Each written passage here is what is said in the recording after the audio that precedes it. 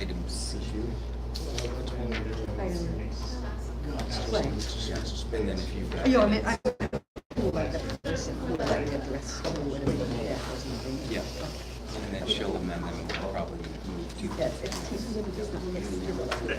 not, I'm not from Lincolnville. Ah, I don't know. that's a good edit. Okay, so bang, bang, bang. At 7:02, I call the meeting to order. Okay, so first off, thank you everyone that is here. We've got like an awesome crowd of people. This is nice to see. So the first item is public comment, and I'm going to, so Jim and I had talked about having a time period where folks could do liaison reports from their towns and things like that. I think the impetus behind it was Camden was having a discussion about plastic bag ban, and some folks thought that maybe that would be a good item to discuss within Waste Watch. And I happened to be at the meeting, so we can present it that way. But it got us thinking, it would be nice if there were things percolating in your town that you wanted to relay to the board about, hey, we've had a discussion about using Waste Watch, or we know we're going to bring something to you all, or you just hear something interesting, then we'll do some kind of liaison reports. We'll probably adjust that to do it right after the financials, just so we can try to work through some of the other folks that don't have to be here through the entirety of the meeting. But we're throwing it out there as a new thing that we'd like to do to give folks an opportunity to just kind of have the floor and present information if you think it's interesting. So any agenda changes other than the one that I just mentioned? And Jim? I have in my manager's notes an article regarding plastics 3 through 7 that I'd like to see moved onto the agenda proper so the board can vote once they're filled in on what I'm proposing.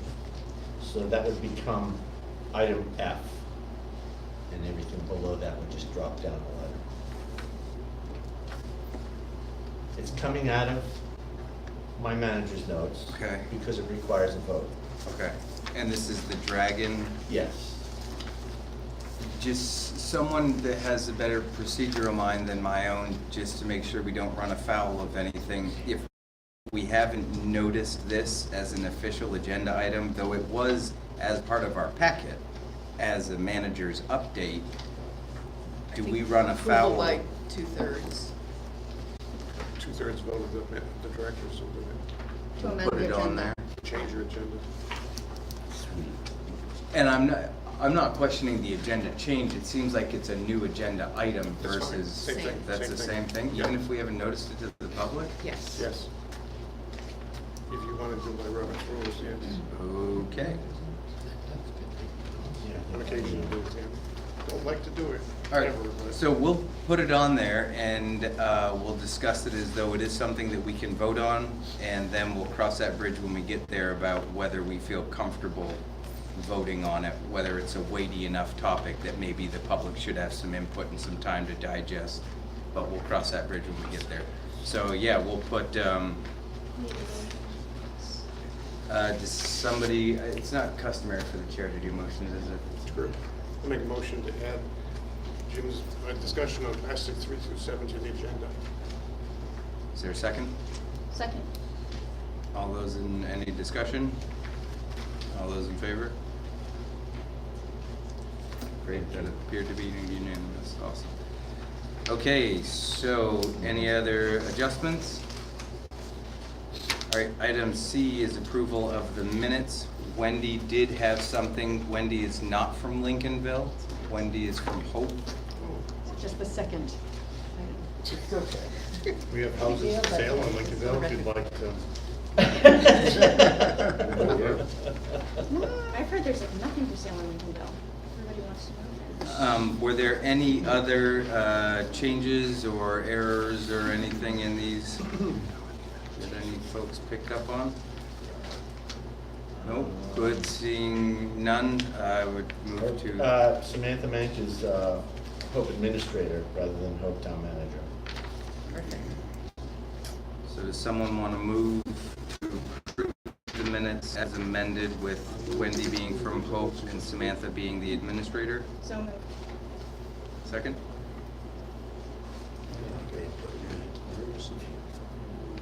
There a second?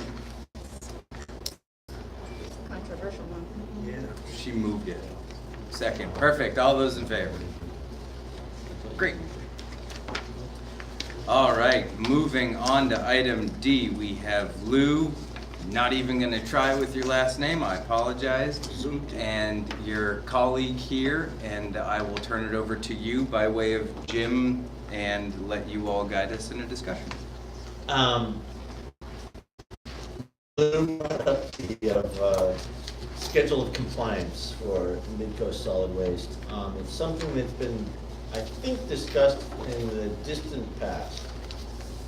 But it's a new and different world, it seems, and they'd like to reintroduce it in a different fashion, I think. So, really, up to you, Lou. Tell us about SOCs. Yeah, I think my previous, Well, and Lou, can you just let us know, I mean, I think we all know you work for the DEP, but Yeah. just who you all right, are. I'm Lou Pizzuti. I work for the Maine Department of Environmental Protection in the Bureau of Remediation and Waste Management. I'm a licensing and compliance specialist specializing in landfills and special projects. Ariel is the project engineer. It's a pleasure to meet you. And so we're kind of both new to this. In 2016 is when they formed this new landfill unit within the Division of Technical Services. But I have well over 25 years of experience of working with these things. So I was given your facility after a certain individual retired, and they formed this unit. So you've probably seen this schedule compliance, or had been talked about the schedule compliance. I kind of cleaned it up a little bit, took out some nasty language to make it a little bit more palatable. What this is, a schedule compliance is an agreement between the department and the organization to move forward with the closure of the landfill.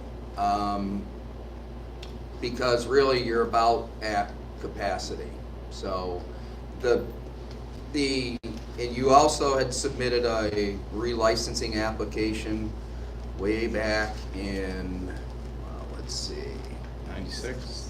Yeah, I think it was 1996. Yep, and that was in accordance with it's like an administrative order. Yeah, so you had back in 93, you had an administrative consent agreement, enforcement order, said you had to do this. And I'm not even gonna try to get into why they didn't, move forward with it. It's all in there. But we're at this point where relicensing the new landfill to close it within a few years is kind of ridiculous to me. So this is a way for us to move forward. It's a mutually agreed upon. The timetables that are in there, the language in the first probably 6 or 7 pages is like a chronological history of everything that brought us to where we are today. Then there's a description of what you are, an unlicensed landfill, and all that good stuff. And then on page 9 starts the list of these are the things we agree to do. And that is the stuff where we can tweak the dates. Okay, these dates aren't solid. What makes the dates solid are 2 things. One, whether or not, and this is not in my ball of what I do, okay, so one of them is whether or not you could qualify for any closure money reimbursement, okay? If you go down that road, which Brian Beneski is the person who's in the closure unit, and you would have to deal with him. There's a certain date you have to close the landfill in order to get any reimbursement money. So those dates would show up in here, and those are probably the dates that I've put in here, okay, based on that. If you don't qualify, Are those yes, dates specific to our facility they're or specific all statewide. facilities Yep, statewide? nope, statewide. Okay. Basically, what it says is you have to close by, I think it's December of 2024 or some date, or maybe 2025. Don't quote me on it, because again, I don't do that program. But it is statewide. If you don't close by that date and you're eligible for money, that's it. You're not in the program. So that's something that I know, I've seen an email from your lawyer to Brian is working on. That's between them, okay? My goal is basically, you have this relicensing application out there, which I don't know if any of you had read it, but the relicensing application also included putting waste into the quarry that now has water in it, and we can't do that. That's just out of the question. So I would have had to write a license. If I did this today, I'd be writing a license that would deny that request and basically allow you to continue operating until you got full. Whereas what we could do, if you withdraw that license, that relicensing application, you continue to operate under everything that's right here. So you continue operating just as, which it says, is you operate under your operations manual and your environmental monitoring plan until you're done. And it gets that relicensing thing off the list that sits in front of me that the commissioner handed to me and said, here, deal with these. So, you know, I don't see a real reason to move forward with relicensing. I see that this type of document is actually, if something happened to me tomorrow and this was already signed and the dates were there and somebody came in and said, hey, we're gonna close you tomorrow, you go, look, we have this document that says, and it's, you know, signed by whomever you guys choose, you know, whether it's the, you know, chairman of the board or whoever it is, and the commissioner that says, and it's pretty much then, it's there in black and white, and no changes happen to this unless they're mutually agreed upon between the department and the and you. And this is not an enforcement action in a sense that it does not come with a monetary penalty. So there's two routes that we use to get a landfill closed.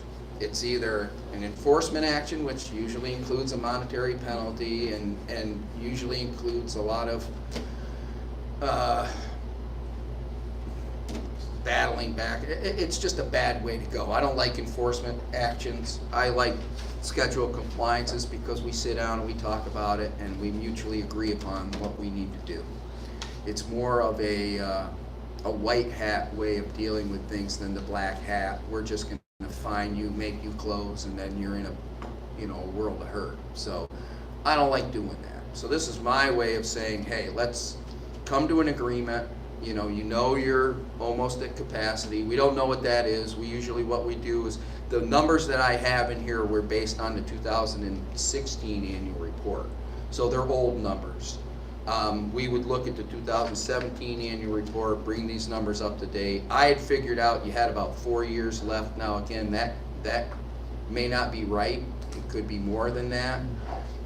Again, if you don't qualify for the reimbursement money, we let you go to the final designed elevation. If that takes 6 years, take 6 years. Takes 7 years, takes 7 years.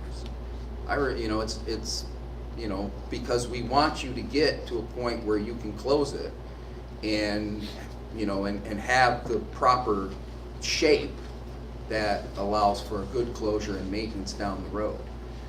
The other thing is that, and we might tweak, I know I've got to tweak this because in actually researching, I also deal with Rockland, similar quarry type landfill.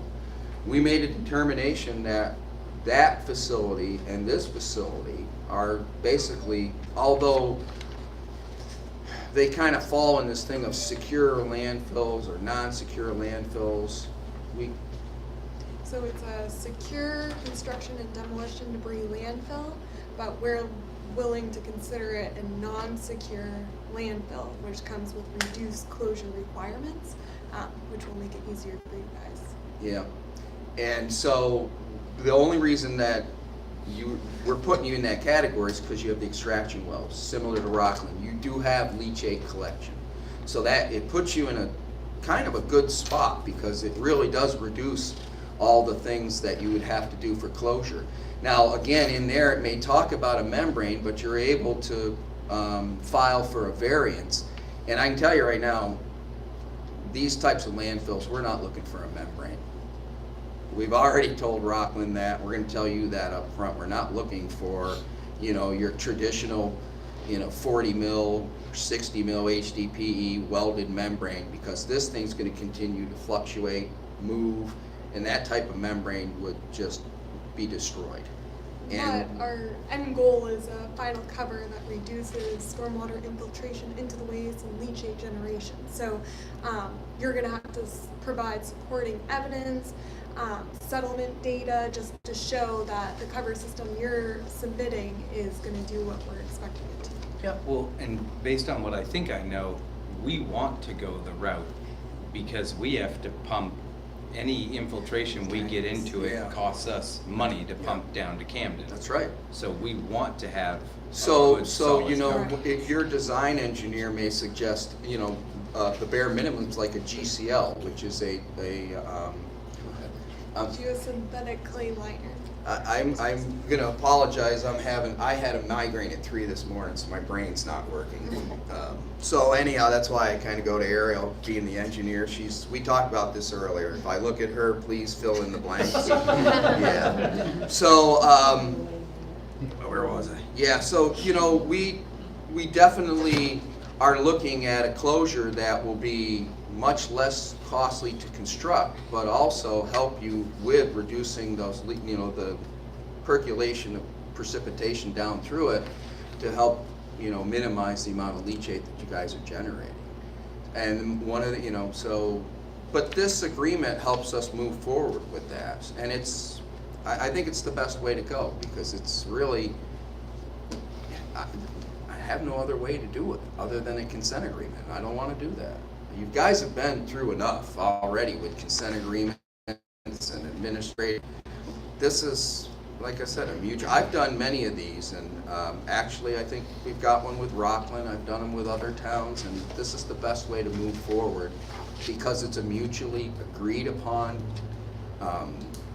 document that again, in order to change it, we all have to agree on that change. So, and that, and it allows you to continue operating the landfill till it reaches either that date that if you're going to get reimbursement, if not, until it gets to a final elevation where we can do this.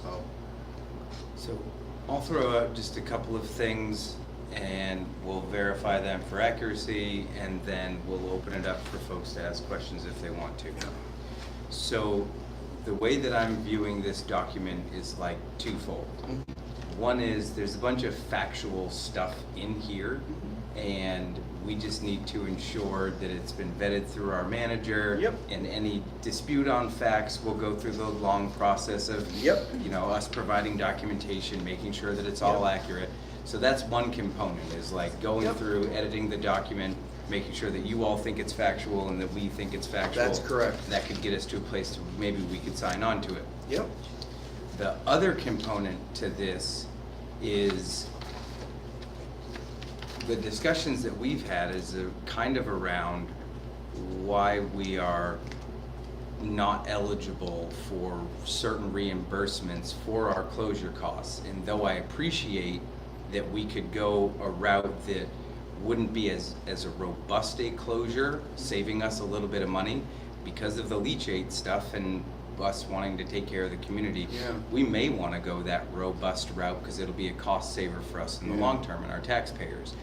And so what I'm more curious about is the position that signing this document after all the edits and all that stuff would put us in a place to be able to argue to the state that we are due some of these closure reimbursements, with us getting in before the deadline date, our application in before the deadline date.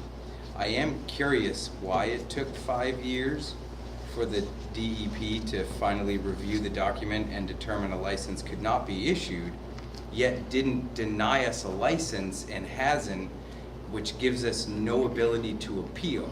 And so you're asking us to remove our license, and I agree with you that the new relicensing is something that I think what we were trying to do was get some final determination on our license to figure out if we're gonna attempt to appeal, because with it lingering there, we don't feel like we're in this nether region of not being eligible for reimbursements, though we had met certain commitments. Yeah, I didn't say I can't do the relicense. It's if I did it, I would be denying the part that requested that you be allowed to put waste in the other quarry. I think most of us are cool with that. Yeah, okay. Just throwing it out So, there. I don't mean, wanna I speak could for do board, the, but- I could do the relicense, and I can't tell you why it took so long to do this other stuff, because again, I just got this in 2016, and I ran into the same problem I had another public meeting last week where I got asked the same question on another project that's been lingering since 1982. Jeez. Which is when I said special projects, I have that list, okay, which they said, get rid of these. And so, you know, I got all these, I don't know why, there were 6 or 7 landfills where they did their due diligence, they submitted their reapplication, you know, their relicensing applications, and nothing happened. I won't speculate it's because of the revenue source for the closure cost reimbursements is woefully inadequate for the landfills that we have across the state. And so not licensing these facilities is advantageous from the state. Yeah, well, I don't know if that program was actually around in '96. Okay, that's the thing. I mean, back in those days, we were, you know, we were closing little town dumps, and we were at the end of closing the little town dumps. And I think they were doing some reimbursement on that. I just, you know, it's hard for me to sit here and really try to figure out why, other than the fact that, you know, it irks me that all these things are out there and nobody acted on them. I mean, the simplest thing to have done would have been to say, all right, we're going to relicense this part, but we're going to deny this, and you move on. And I don't know why it was done. I wish I had an answer for it, but, you know, the person who was working on this at the time is no longer at the department, and I'm not about to call that person and ask them what happened. Well, and the last question that I have, and then I'll open it up for everyone else, Yeah. is, oh, geez, I had it, and then I just lost it. Did you have a migraine? I have a 3-year-old though, Yeah, so there you it go. wasn't That's 3 o'clock close. this morning. Yeah. It was 3 Yeah, that's a.m. close. Oh, I remember what it was. I agree with you. Going back and speculating about why things were done in the 2000s or whatever is a moot point and a fool's errand. What are our options going forward? What is your best recommendation, making no commitments about approval or not? What are our best options for being eligible or highly competitive for reimbursements for closing the landfill? I can tell you right now, best thing is have your lawyer dealing with Brian Beneski and the Attorney General, because the Attorney General issued a letter. We supplied, for the life of me, I tried to make it so that I did everything I could to get you guys to try to be eligible for reimbursement. Because my thoughts were that some of this stuff actually, if, you know, looking back at some of these things that you got, the state still allowed you to operate, okay? So you really, when you look at the rule, which is what your lawyer's gonna do, there's some language in there that they should pick on and go, look, this says this, and we continued operating in accordance with this language, and will be really between your lawyer and the Attorney General, because we sent everything to the Attorney General and said, look at all this stuff and make a decision. And the Attorney General still, we talked about this, there was some gray area that the Attorney General basically said that they would support whatever decision Brian Beneski's group made. So I wouldn't give up the fight, you know, of still trying to get yourself reimbursement money. It's just there's not much I can do because that's not my program. My program is licensing. And so, again, with where you are, and the fact that you really do have stuff that says you can operate, and you have an approved operations manual, you have an approved environmental monitoring plan. We've been to the landfill, we've done inspections and stuff like that. We see no reason why you cannot continue operating. And so that's why this document here, again, puts all the history there and says, as far as I'm concerned, you guys can continue operating until either you hit, if you're eligible for reimbursement, that date, or until you hit that final elevation. Jim, is this new information to you or a reiteration? Most of it's a reiteration. Okay. What Just is- because there's a lot of information, I want to make sure Yeah. that you're totally tracking Yeah. all this stuff. What is the date by which we would have to stop putting material in the landfill if we're gonna qualify? Jeez. Is it- You know, Jim, I think I actually, what I did, where the dates that are in here are really close. Right here, says that, Page? number 3 on page 9. Okay, thank you. Yep, says that you shall complete construction of department-approved final cover system in accordance with department-approved schedule, but by no later than December 31st, 2024. That's Okay. the date. That's actually in that,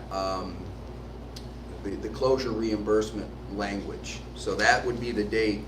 And I may have, I think, actually, I gave Rockland an earlier date and moved you guys a year later because of the fact that there's only so many contractors that do this. And so if you were going out to bid, I wanted to make sure that one of these contractors was available for you guys, you know, when you went out to bid for closure. Because, you know, it's one of these things, there's only so many contractors that do landfill closure. So we wanted to make sure that all of them were available to you if you went out to bid on the project. So, and didn't want to conflict with, you know, Rockland doing closure and you guys doing closure at the same time, and not, you know, and maybe not having a you know, good contractor do the work for you and do it cost effectively.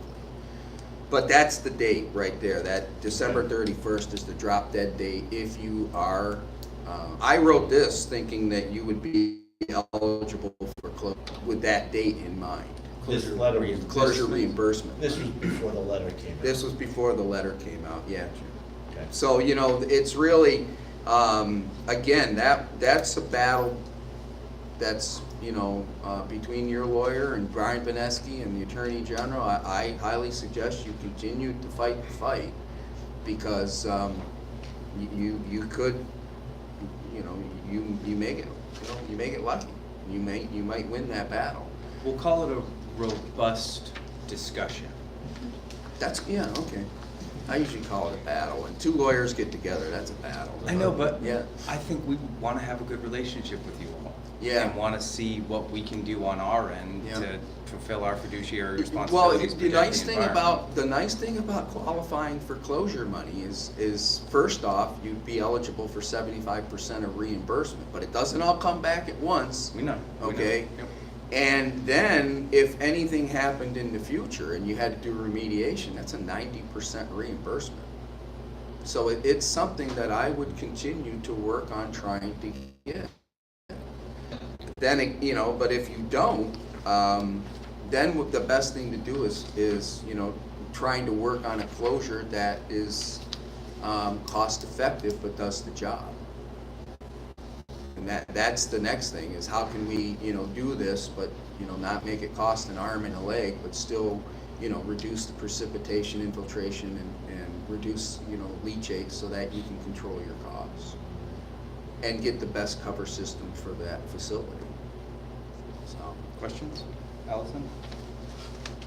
Well, this is all very encouraging. You know, having read over many articles about the history of sort of the battling that has happened with Midcoast Solid Waste and the DEP, it's great to hear. I think we owe a lot of credit to Jim for improving that relationship and taking good care of the landfill. What it seems to me is that maybe the board has never officially given up on the idea of filling the North Quarry and continuing as a landfill, and that, is it sort of that the DEP would like us to officially abandon that idea and move forward and? You don't meet the prohibitive siting criteria. I mean, it's can't do very it. clear from, and just reading over this, it's Yeah. not just the fact that we can't put trash in the North Quarry, it's that we can't, because of the history of even the South Quarry, it's an unlined landfill, it's for many reasons, we can't Yeah. license it. So the idea of insisting on keeping that application pending is, just sort of preposterous. And if we want to deal in good faith with the DEP and sort of capitalize on this new positive relationship that we have, we probably really do need to put that application to bed and, Yeah. not wait for it to be denied, but and insist, oh, you have to deny it, but just all of us together should be able to look at that and say, well, clearly that's not something that we can ask them to license, so. Yeah, I mean, I'm trying to think if Rockland had to do the same thing. Again, I apologize, I'm really cloud-headed today, so, but I think Rockland had to do the same thing. I think they had a relicensing application in, and they went ahead and said, yeah, we'll withdraw that. But I've had do it. So I went to them, they did the same thing, signed a schedule compliance, had to submit had to withdraw the relicensing application for a facility that the state now owns, and we're putting millions and millions of dollars into closing that. So, That jives with what, Oh, yeah. yeah, Oh, yeah. So, That was, when I was in Rockland, I signed this in order to move forward with closure there, and similar. almost exactly the same. yeah. I'm not treating you any different than I treated Rockland. That my whole thing was to say that, hey, I find you to be in the similar situation that Rockland is, so why treat you any differently? It's gonna be the quote of the meeting. That's very Treat you kind. any different than Rockland. So, I mean, well, you got the same type of landfills. I mean, it is what it is. We weren't around when they started doing this, but it's the best way to move forward. I mean, again, a lot of the stuff in here, the reason it is a draft is because I don't know if all the facts are correct, because a lot of this was pre-written, okay? I took other stuff that made you guys look even worse than what it was. I'll tell you that, because I thought that would give you guys a black eye I didn't think you deserved, okay? And it's mostly because of the new people that sit here. You may have had boards in the past that, put on the gloves and wanted to do have this raunchous disagreements, if you want to call them those. But I think that we're all adults and we've moved on, and I think that we can all, basically say, hey, we don't have to bash them. That's the way I am. I'm not going to sit there and bash you any harder. Let's just, here's the facts, here's where we are, and this is how we move forward. This is definitely a work in progress. That's why it's a draft. I'm going to rely on Jim to say, check the facts and say, hey, Lou, no, we're not doing that, with the heat thing or whatever it is. Can you take that language out, or this is what really happened? Yeah, I don't have a problem with that. What I did was took a document that was already written, threw out some nasty stuff, and put in some stuff that said, here's where we are. And that was basically just where we were on, where is it? 7.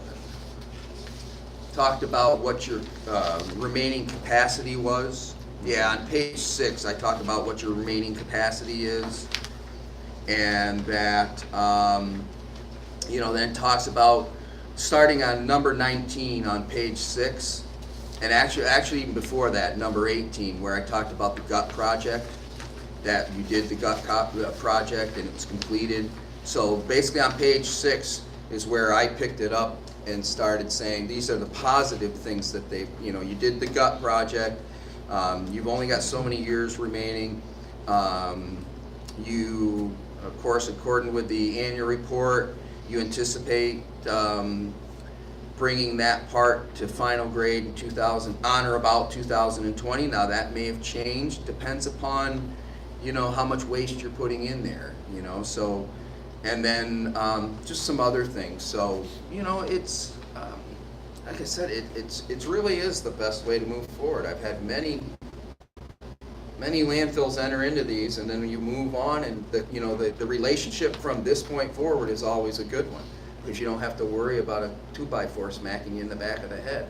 I mean, really, that's what it is. You don't have to worry about the department changing its mind and saying, no, we want to do a consent agreement, we're gonna close you earlier, and then fine you for it. So that's why I like these. These are more of a, hey, you know, let's work together and get this thing done. Question? So, Lou, where we're a quarry, water fill, settling, yep, and it's really imperative that we reach certain elevations and slopes Yep. to avoid going in early and Yep. remediating. There are areas, for example, out front of the landfill, there's an area that has subsided so much, there's a volume of about 3,500 cubic yards of material that could go in there. yep, I've looked into that because we thought that the school was going to be demolished, and I thought that that might be an appropriate place to put that. But I'm just concerned that these areas that we need to bring up to grade, do an efficient closure as part of closure. I mean, as far as I'm concerned, everything we do now is all headed towards closure, sorry. Would we have the time to go ahead and do that? I can actually answer that question well, because we're actually doing the same in Rockland. They've got a part that's settled, so in the closure license, Right. we're telling them they can go back in and capture that, that area that settled, and we're allowing them to kind of reopen it, put some material in there, Yeah. and then close it back up. Okay. So we would address it actually in the closure order, you know, where we could say, all right, well, in the area, you're talking about that area that you've already got cover on? Yeah. Yeah, then we would talk about that and then we would allow you to reopen that and put some material back in there. Might be We're, one. like I said, I'm not treating you any different than I'm No. treating Rockland, and it's gonna be, we've already told them, we would like to see, you know, how much space they estimate is there, and then we're gonna allow a certain material to go in there, and let them recapture that space. So it's gonna keep, you know, it's a good thing, because what it does is they don't have to put dirt in there. See what I Right. mean? And because dirt is just, it costs money and it's a waste of space, where if you can put waste in there, at least you're getting paid for it. I can see the December 31st, 2024 date slipping by though, but But again, that's that, you know, I mean, again, if you, that's only if you qualify for the closure money, okay? gotcha. And again, we could sell you that, hey, if you qualify for this, and if you want to get that capacity, we could tell you want to do an accelerated closure. If you want us to take waste from another area, you know, to bring that in, to accelerate, because Rockland did the same thing. They were on an accelerated closure. So they, you know, brought waste in from other areas, made them a little bit of money, helped them with the closure costs. We could do the same thing. I don't see why not. It strangled us, took away all our business. Yeah, so, but, you know, I'm just saying that, you know, it's one of those things that we're willing, you know, we were willing to work it with them, we're gonna work it with you guys. The main thing was, you know, they did get some money for that closure. Yeah. And so what we did was, I said to Brian, I said, you got a problem with this? Brian said, no. He basically laid out what they would be reimbursed for in that section. And he said, all right, well, you know, we can't reimburse you for this, but we'll reimburse you half. And so things, and we've ironed all that out. So that we would do the same thing, again, if you qualified for closure reimbursement. If you don't qualify for closure reimbursement, then that 2024 date, right out the window, and it's like, what do you need? What do you need to get to the elevation? And that's because we're gonna look at the settlement monitoring too, you know. You may get places that settle, you know, and you know, I would rather see you be able to bring in waste than bring in dirt. Right. Because like I said, dirt costs you money, waste you get paid for it. Yeah. So, you know, and I think it's a benefit that helps you put that money away, you know, for your closure. So, yeah, that, you know, the only reason that's there is because I had my fingers crossed that you guys could qualify for closure reimbursement. So, That the results of the effort with Pierce Appwood and the Attorney General's office will inform our decision on an SOC, at least on the timing of the SOC. on timing. Yep. We'll- Yep, and so what we would do is, we'd switch these around and say, all right, so you apply for the application for landfill closure, and then in that is where we would talk about, allowing you to go back into those other places and gain that, get that space back to bring it to that shape that you need, just like we're gonna do with them, so yeah. So would they be able to sign the SOC with both alternatives in there, reimbursement, not reimbursement, or should they wait for? I would wait. I would honestly wait. This is just, Jim just wanted me to come down and Ariel to come down and give you guys a little bit of a, education as into why you should do this. But I would wait until that gets ironed out because I believe you have Rockland's schedule compliance, you said? I signed it. You signed it. I believe in that. We even talked about the fact they were eligible for closure money, right? Yes, well, that's why we were in such a hurry to sign it. Yep. Put it So- in this one and we're good. I wish I could, but see, also if we put it right in the schedule compliance, so it couldn't get taken away. Right. So that's why they moved so quickly to do that. But I recommend you just absorb this, work on seeing whether or not it needs any edits in the body, and then we just sit back and wait to see what happens between your attorneys and the AG's office. I'm in all honesty, this relicensing been around in '96. I'm not looking to get this thing signed tomorrow. I'm looking at sometime in the beginning of next year before I even. My thing would be, as long as what we, if you guys come away from this and say, hey, as a board, we ought to at least send them a letter and say, thanks for coming, we understand where you are, we've read the draft of schedule compliance, we'll get some edits back to you. However, as a board, explain that your attorney's still working with the Attorney General's office and we would like to delay, finalizing and signing of the schedule compliance until we get a decision made by both parties. And I can take that and send it up the chain and say, here, this is what we're waiting on. And everybody will say, okay, let's just do that. Because I gotta sit there and go, look, they've had an application in since '96, we never worked on it, and now you wanna pressure them? Come on. I just, Well, no, in 2003, we agreed to withdraw it and then didn't. So, it's not like yep. you're being very kind to us, which is great. Which is awesome. I'm trying, We should be very appreciative. I'm trying. I don't, my whole thing is to work with people to try to get to a common end. And I've done it, I did 20 years in Aroostook County and I closed a landfill up there where the landfill manager came in and one day accused us of trying to get him out of a job. And when we explained to him the benefit of entering into this, he went, oh, okay. And they signed. After all these years of battling back and forth, and then it finally was, look, you've got no choice. You really don't. And do you want help closing? Do you want some money? Well, yeah. Well, okay, sign it. And they did, and they moved on, and that's where they are. Rockland, I'm trying to do the same thing with some others. Again, I had to do it with our own state facility, so that's kind of hard to do, but you do it. So that one, actually, I don't even think I had to do schedule compliance. I just talked to them and said, do this and do that, and we'll do this. And they said, okay. They just withdrew the application, submitted the application closure, and we move forward. With an organization like this, not being the state, of course, I'd much rather have these documents because it protects everyone. It protects you, again, from having somebody coming in and going, no, we want you closed tomorrow.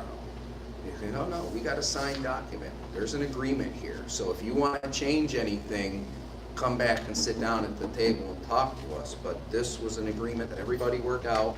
It's signed by everybody, and and the nice thing about it is, again, is you continue operating under what you have.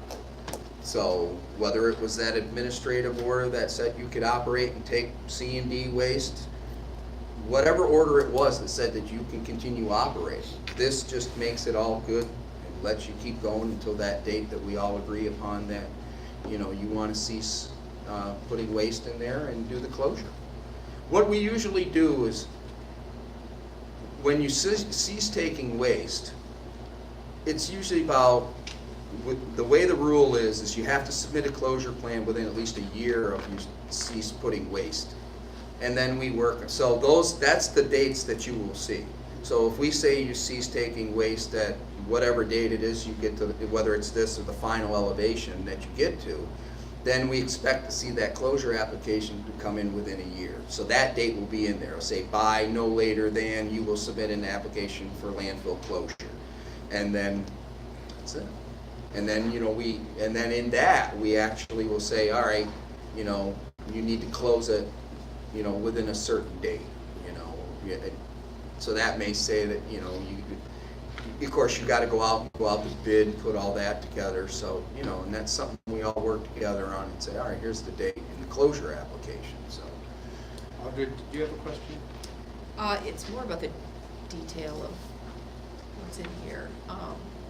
So number 2 on page 9, how detailed would that plan have to be, or the proposal for how we would handle construction of demo debris? No, that could be as simple as saying that you're gonna send it to another landfill. Okay, great. Yeah. So really general. Yep, that's it. It doesn't have to say, oh, well, we're gonna, you know, it just, and again, I put in there, this may be satisfied by applying for a modification to the transfer station, because I believe Jim and I have talked about this, you know, there was going to be more separation of stuff so that there could be more reuse of stuff. So instead of the inert stuff going into the landfill, you know, that concrete may be able to be used by public works or something like that. So, you know, this just has to be a simple thing that says, all right, we're gonna do more separation at the transfer station through the modification that we're doing, and then that material is we'll reuse, put as much out as we can through, you know, beneficial reuse or whatever it is, whether it's more grinding of wood waste for composting or whatever it has to be. So it's a very simple plan. It just says, this is what we're gonna do. Yeah. Yeah. Yes. This is sort of a general question about landfills in the state. I'm wondering also, do we sort of get maybe extra points in some way? Because when I look at our landfill in comparison to the way that many others are operated, or just you look at the C&D dumpsters that are all over the place and you know they're not coming to our landfill, they're going somewhere else. All kinds of junk in them that is not supposed to go in C&D landfills, like lithium batteries and people's lunches and all kinds of things that are really not construction demolition debris. Whereas when I go over to our landfill, it's like, I swear every single thing that goes in there is pretty much the stuff that's supposed to go in there. And if you try to put a hose in the landfill, Bob is going to tell you not to put it there. And there, you don't see plastic bags flying out of our landfill. I mean, it's pretty, would you say it's pretty exemplary in terms of the way that it's done, and why, I guess, isn't there more of a crackdown on what is going into the other landfills? Because it all gets. I can tell you right now, because it's hard to control contractors. Anybody here a contractor? All right, I worked as a contractor for a while, and when there's a dumpster, it's like just a big, hey, out the window it goes. But we stop that at our, when people try I to know dump that in you our guys landfill, they did. stop I know it. you guys did. What it is it's you know, I mean, it's dependent on it's really dependent upon the operators. I mean, when you have somebody that's standing right there and he notices something that shouldn't be in there, he goes, hey, take that out of there. That doesn't belong there. Some of these big facilities, they don't have that. And again, it's hard to control what the contractors throw in these bins. You can't look into every single bin.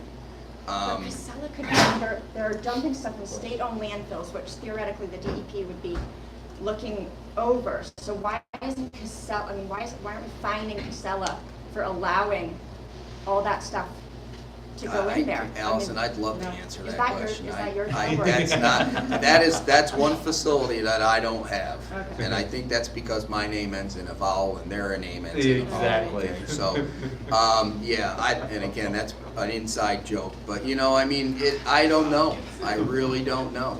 I mean, but they, I'm not the project manager, I can't answer as into why, they may, when they get it up there, do more due diligence of looking at it and pulling stuff out. I don't know. I don't have anything to do with that facility at all. All I know is that the majority of the small construction and demolition debris landfills that we go to operate just like you. The more separation you can get at your transfer station, and I'll give you a for instance, and Jim knows, the Trampus King runs the mid-main one up in Corinna, Dexter, and it's the same thing. There's, they crack down. It's like, hey, only certain things go into that landfill. I have one landfill, they take nothing but shingles. That's it. They got a construction demo landfill and they take nothing but shingles in it.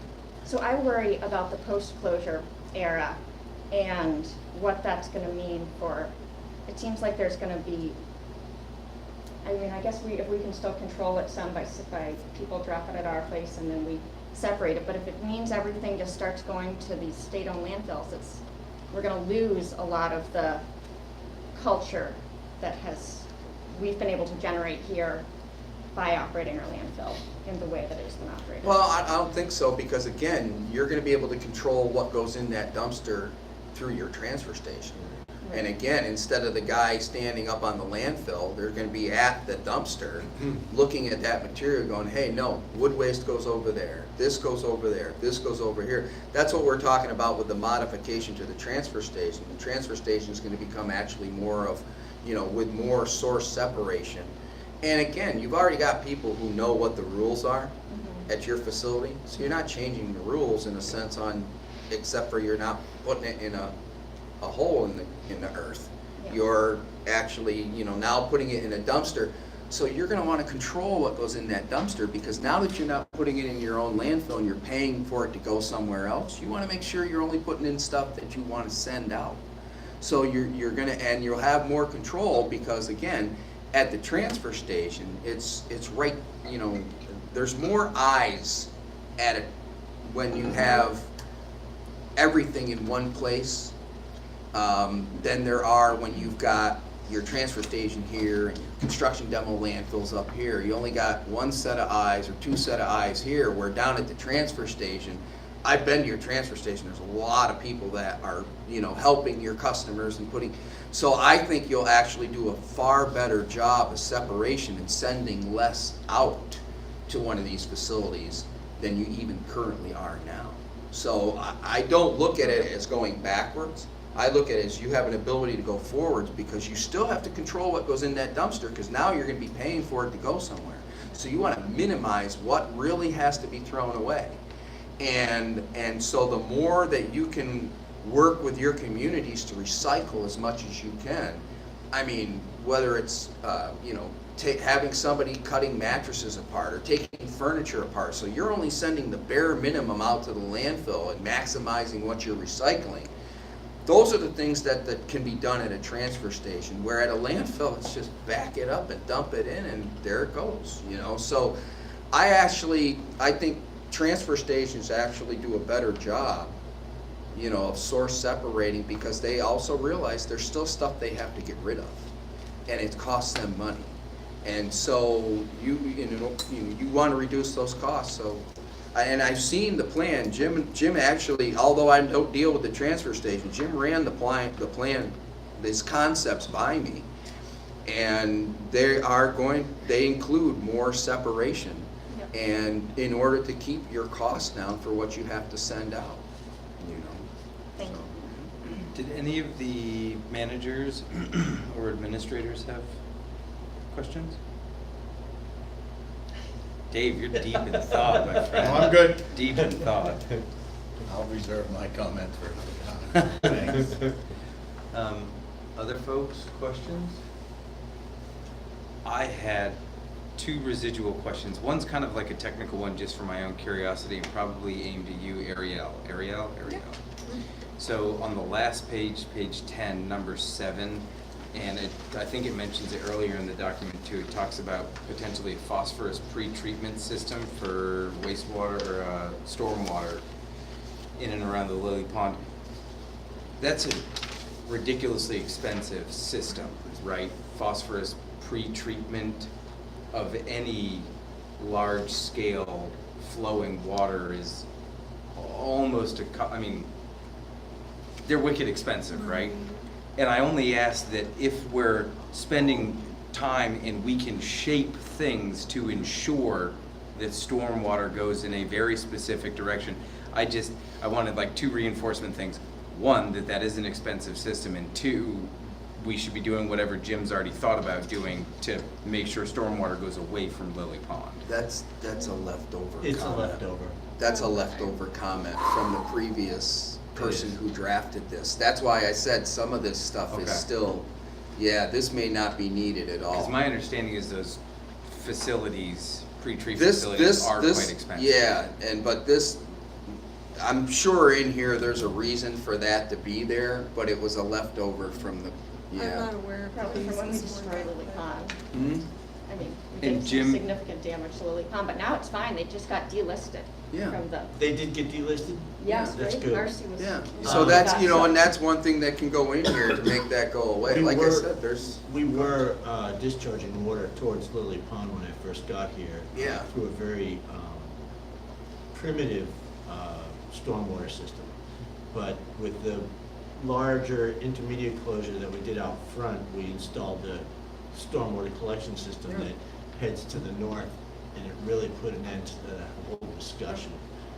It goes to a detention pond, and from the detention pond into a wetland, and then out to Bayview Street. So it, you know, it's behind the curve for all the flows on Bayview Street and everything. And so- It should work out well. you know, and on page 6, number 21, where we talk about the stuff related to Lily Pond, it's all in there. And that, you know, we can then take that and, where does it go? 21, page 6, page 7. So that, you know, we can talk about the fact if you've done all these things, and then that won't be required. So, because you've got, well, actually, I've got in there that you address stormwater management, the facility and the O&M and stormwater pollution plan dated 2011. So, you know, that's one of those things that, hey, we can add what Jim just said, that you've added all these things in the closure, so you've reduced the amount of stormwater going to Lily Pond, and that can go away. That's like that, if you see number 8 talks about a heat loop system, that's probably no Yeah, with the more, that Y. can go away. That one was new to me. How many Yeah. years ago was that? I mentioned it to Bill, and he just bit it. He Yeah. kept it. So- It's an interesting concept. Yeah, but, you know, so It that's didn't why I work. said, that's It didn't why I work. said this document probably, you know, still needs us It to sit does. down and do some editing to it, because again, it was written, the majority of it was written by my predecessor, and then I, again, like I said, just wanted to update it, but Jim always knew that, hey, Jim, we got a lot of work to do to this still, because it may need some editing, there may be stuff in there that has changed over time, or you're not gonna do, and, you know, let's get it right before anybody signs this document. I want it to be right. So, yeah. And my last question is this, and I'll do a quick preface, which is, I know that you and the dude, Brian, both work for the same organization, different departments, separate purviews. The question that I have, and if you want to respond with, I'll talk offline with Jim, that's fine. If something does come to mind you feel appropriate to comment on, I'd love to hear it. Are there things in this document that we could do with our own money that would help us be more competitive when Brian looks to make a determination on landfill closure What I would reimbursements? do right now, did you get a copy of the letter from the Attorney I General? did. Take a look at that letter and see what the Attorney General wrote into it, okay? And then what I would do is have your lawyer basically, and go from there. Okay. Because when you look at the letter, she tries to she builds a case that says that, well, based on this, you know, they may not qualify. But again, as Ariel said to me today, there was this kind of thing that said that she would support whatever Brian's decision was. So it seems to me like that has left the door open. But again, I would, you know, I just turn. And with another facility, I did the same thing, trying to say, no, look, if you look at the rule says that they either have to have a license or an agreement with the department to continue operating. You have that. It's the administrative order that said you can continue putting just C&D waste in this landfill. So there's some gray areas in there that I still think that are willing, that I would not give up, you know, that argument of, well, we did all these things, or we have these agreements, and so that is the route that I would go. Again, there's no guarantees on whether or not they're going to accept any of that, but with the fact that there was some gray area in the letter that came from the AG, and I'm not an attorney, but and I don't pretend to be one, but you know, if there's any gray area in a letter from an attorney, that's where you focus and say. That's kind of one of the reasons that you're here, and we've been talking about it, is we knew we were operating in a gray area with the potential to go either way. Yeah. And we wanted to make sure, and it seemed like a prudent use of our money to ensure that if we could fall in the range of reimbursement, that's going to be a good thing for us. You know, I mean, 75% That's a of your big closure costs, getting that back, and again, it doesn't come all at once. It comes so. That money for closure right now is coming from the fee on construction and demolition debris, okay? Which we're paying into. Yes, which you guys are paying into. So, you know, every ton of, you know, demolition debris that goes into a landfill, $1 goes to the state to go to that closure fund, or is it two? Thank you, two. See, thanks, Beth. So, you know, it's one of those things that, you know, again, her decision was based on a lot of the past history of your former boards with the department. And that's why I think as a new board, you should continue to say that, hey, there's some gray area. Was that letter actually signed by General Mills? No. It was an assistant attorney general. No, it's an assistant attorney general. Okay. Yeah. So that was just. No. There, within the AG's office, there I know. are assistants that work with Yep. departments, and so we have one that works with the Department of Environmental Protection. And what happened is that Brian and I actually got into somewhat of a exchange, and I said, and I went actually to the bureau director and said, I think we ought to send everything to the Attorney General's office and let them make a decision. And you saw the decision, but it has some grain into it. So, you know, if I was one of you, I would still want to continue trying to see whether or not, you know, that eligibility is there. It's just it's the right thing to do for you and your constituents. You know, the people that you all, you know, who put you here. If you don't qualify, you know, at least then what we'll do is, you know, we allow you to continue operating, and so you can get more money into the fund to do the closure. But I hope the heck that you do, but it's out of my hands. There's nothing I can do. The only thing I can do is provide them with as much information that I found in the file to try to support getting you reimbursement. Residual questions? Anything you wanted to bring up that wasn't brought up?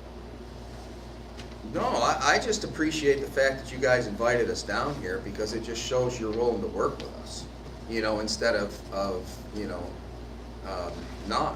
And so I kind of like the openness of, you know, being able to come down, talk to you and say, you know, hey, this is the way I think you ought to go, because it keeps us on a good relationship. That relationship will follow into the closure order and follow into the future. So, you know, I hate to see you have to close the landfill, but when you get the capacity, what are you gonna do? You know? Well, thank you both very, very much. I'm super encouraged to continue working on this, so I really appreciate you all taking the time and for setting all this up, and I hope that you drive safe to Thank you. wherever you're laying your head I'm tonight. gonna leave, about 4 or 5 business cards there, just in case anybody wants to call me, or text, email me with any other questions that may come up. No texting, you're not. Yeah, that don't cool text yet. me. I can't Well, he can respond. receive, but he can't I can text back. receive, but I just can't send back. And like I said, Jim, Jim and I can work out the details of the editing and stuff like that. And if you feel a need to have us back again, don't be afraid to say, hey, we'd like you back again. Well, next time we'll make sure that we have like pizza and stuff. Thank you very much for coming. You're welcome. Thank you. Thank you both. Again. Thank you. Yep, you're welcome. All right, so we will take a quick breather as Davis and Tessa set up for their presentation. Would you like to please have your bag seat? No, shoot, And I almost left my laptop. They've been warned. That would just make it so I wouldn't have to do any more work for a couple of days. Oh, Sorry. And I apologize for folks. We do have guests, and I think that I got sidetracked by saying liaison reports, and I never gave an opportunity for public comment. Did anyone have public comment? Hi, my name is Josh Garrison. I'm the chair of Midcoast Waste Watch for all of you that don't know me. No one here. I'm excited to announce that Midcoast Waste Watch, as well as the Lincolnville Community Library, are hosting Lincolnville's first annual roadside cleanup on October 12th and October 13th. We are having it on the 12th from 9 a.m. to 5 p.m. We're meeting at the library. That's the base of operations the whole time. And then Saturday, October 13th from 9 to 12. And I'm also pleased to announce that the video, the recycling video that I think you all got a link to, will be shared soon. We are going to shoot an additional segment with film plastic recycling once it's been nailed down where that's going to go. And then we should be releasing that video hopefully this weekend. Thanks. Josh. Oh, roadside cleanups in Rockport's this weekend, right? Yep. And Camden is the following weekend, and that's sort of made possible by some of that community funds money in the, we used $200 or something to get additional safety vests that can be shared by all the 4 towns. So that's getting a lot of trash off the roads and to make solid waste. So we have Davis and Tessa back to give us another update. Information was provided in your packet. Let's make the assumption that everyone looked at it, but that everyone didn't read every single word. So stress the things that you think are important, gloss over the things that you think we all should have just picked up on, and lay out your vision. Yeah, I think that was the goal, is just to give you guys a general sense of what we would hope to accomplish by introducing compost to Midcoast solid waste. Before we get going, I really want to thank Jim for helping Tessa and I work out this proposal as something that would be palatable for us and for the transfer station. We're really looking forward to this potential pilot and hope that it has a lot to offer to the community. So that said, we're proposing a year-long pilot program collecting food waste at the transfer station, and through that pilot hope to show the benefits to the transfer station users through returned compost and potential cost reductions. Like we said last time, we're here for the community. We want to reduce CO2 emissions associated with parting the trash. We want to build richer soils in our community and help build a more vibrant place to live in. So that's why we're here, and really excited to try and bring this forward. Yeah, so how we're proposing to do that, we think that the best way to do it is to enact kind of a hybrid model at the transfer station, in which anyone from all 4 towns can bring their food waste to the transfer station to dispose of it there. Baseline. For people who want that finished compost back, the best way for them to get it is to then become a subscriber of Scrap Dogs, a drop-off subscriber, in which they get a clean bin every time they drop off their waste there. They get half a yard of compost guaranteed, and they get it delivered, so that's an additional benefit to being a subscriber. For people who aren't really interested in that, they're still able to drop off their food waste at the transfer station, and those costs would come down on MCSW, but we'll get into kind of the cost thing later.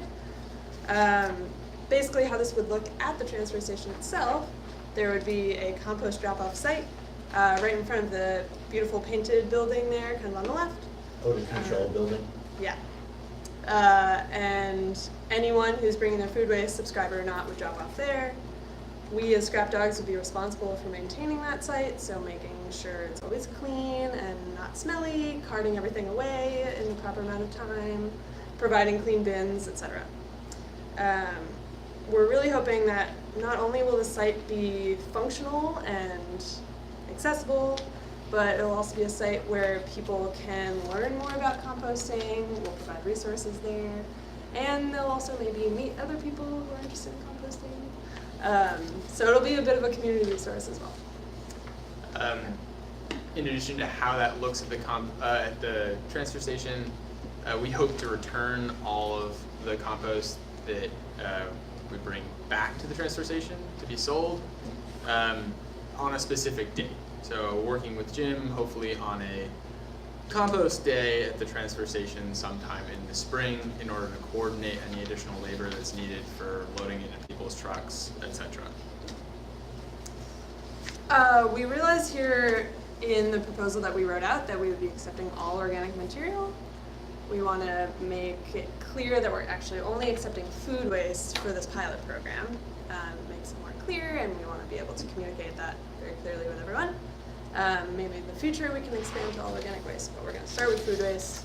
And in order to get the word out, we hope to be able to collaborate with Midcoast Solid Waste on kind of an educational and marketing campaign, which would include things like a press release and maybe a mailer or an email that goes out to residents so that they make sure they know about the program, how it works, how to participate, and all that. And again, it's kind of a great opportunity to start that conversation around waste on a bigger scale. So that's how we hope to get the word out. In terms of how this whole pilot gets worked out in the fine ink, bottom line, we want to make it as cost effective for ourselves and for the transfer station as possible. So we outlined some of those costs in the economic section of this proposal. The beginning is really just to show that composting is generally cheaper than tipping at an incinerator and the hauling for that as well. It begs to question though, and something we hope to answer through this pilot, how much of those reduced costs are covered already through yellow bags or not.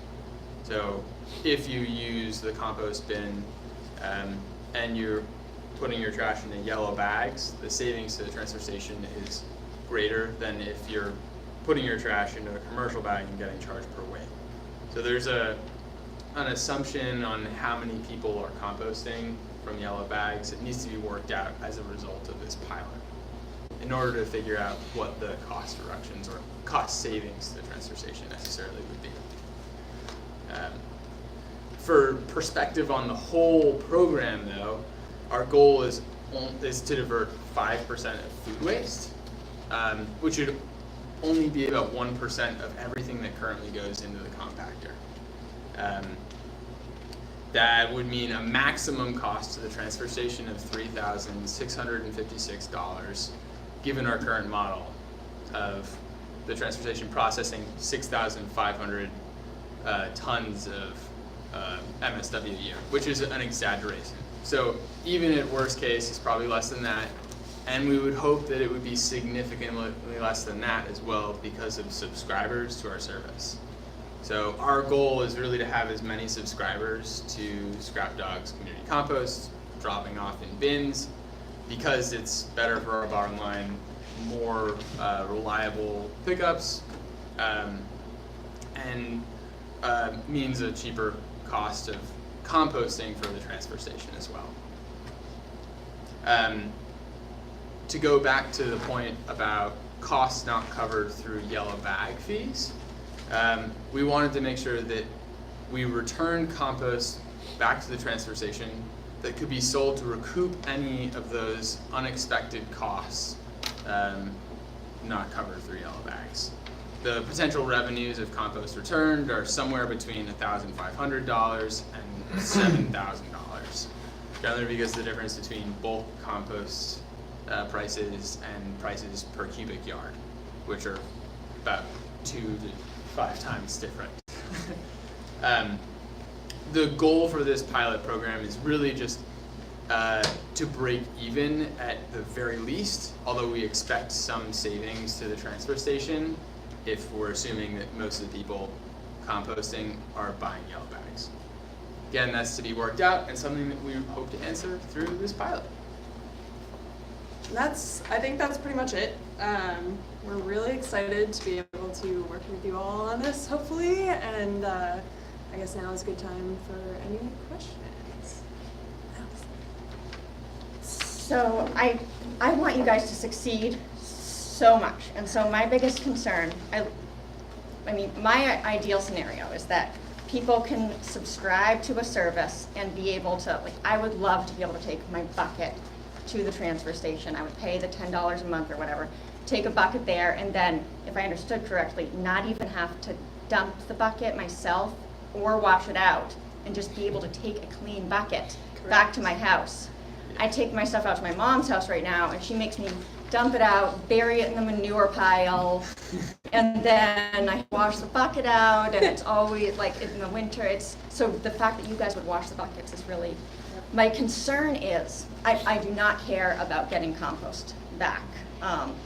So my concern is that I think there are a lot of people like me out there that would pay for that service, but if you offer a free service at the same time by saying, okay, you come to the transfer station and you can just dump it all for free, I don't know why we would do that. I would prefer to see you guys start with, okay, we'll give you a spot at the transfer station, let your subscribers drop them off, do it in phases, and if at some other point it makes sense to expand it to a free town-wide service.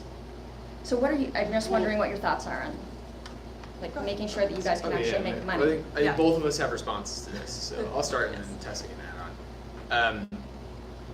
I think we want it to be an option for everyone. We don't want it to be cost exclusive, and we want to use this year as a means of figuring out what the town really wants. Like you said, there are plenty of people who've come to us and asked for some sort of drop-off option, and that there's a lot of value in having a clean bin and just that alone. For perspective on what is also happening with our business, most of the people who are signing up are actually abandoning their own compost piles in their backyard and going with us because they want a reliable amount of compost back at the end of each year to grow their gardens in their backyard. That's like the bet, because that was the one thing that I couldn't work out in my head about your model, is the people that compost will likely have a compost bin in their own backyard. That was so it was almost, I'm not sure if it'll be reduced from the yellow bags, making that cost reduction number just somewhat questionable because they're likely already separating it out. But I like, that was a good response. I like it. So, Not everybody though, because I start it sometimes in the backyard, and we do it, and then there's an episode with the dogs and the skunks, and then we say, we're gonna stop for a little bit and rethink. and some people are the same way. I mean, I'd say there's an even split of somewhat elderly people who use our services who don't want to have to deal with it, but like having their garden in their backyard. So for us, it's a gamble just in terms of seeing what people want and making sure that we give this period of time to figure out what exactly we should be putting our efforts into as a business, whether that's bulk pickup from the transfer station, if everybody's trying to get it out of their yellow bags, or if people just want the compost back and delivered to their homes. I don't know, I'll let Tessa speak to more of them.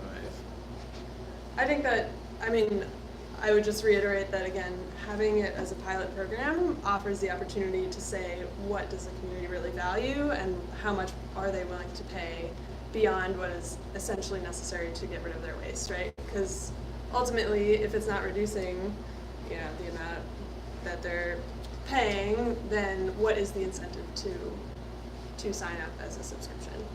Maybe it's the clean bins, maybe it's the compost back, or maybe it's Allison saying, I really care about this and I want to make it happen. We need to find out what the values of our community are. There have already been studies and surveys that show that people are really interested in this kind of program and would pay for it. And I think we just want to make sure that that's going to work. But you want to, at the same time as you launch your business, you want to launch a free service that's basically a competitor. So Correct. but at the same time, it's. I'd rather help the people, like use town trust fund or something, let people apply for financial aid or something to have access to your. Okay, so. How are you going to make money at that's- $45 a ton taking? So I think Tessa and I are gambling that most people aren't. That there will be a significant enough portion of people that sign up for our services for bin drop off that at least the pickup is worth it for us. And hopefully that this scales. One of the other things I included in this packet was just sort of outlining how costs to the transfer station are reduced as the amount of compost increases, or the amount of food waste and composted increases. Some of it's a little bit trickier. I don't really want to go into the details on it, but if you compost instead of at bulk, instead of in these smaller, like 1% of what's incinerated, the transfer station has a bunch to save. There needs to be some sort of pilot in terms of figuring out how to include that into the fees associated with using the transfer station, but none of that is necessarily the scope that we're looking at right now. We don't know if that's what people want and why we have to kind of figure out what is it that's going to balance for us.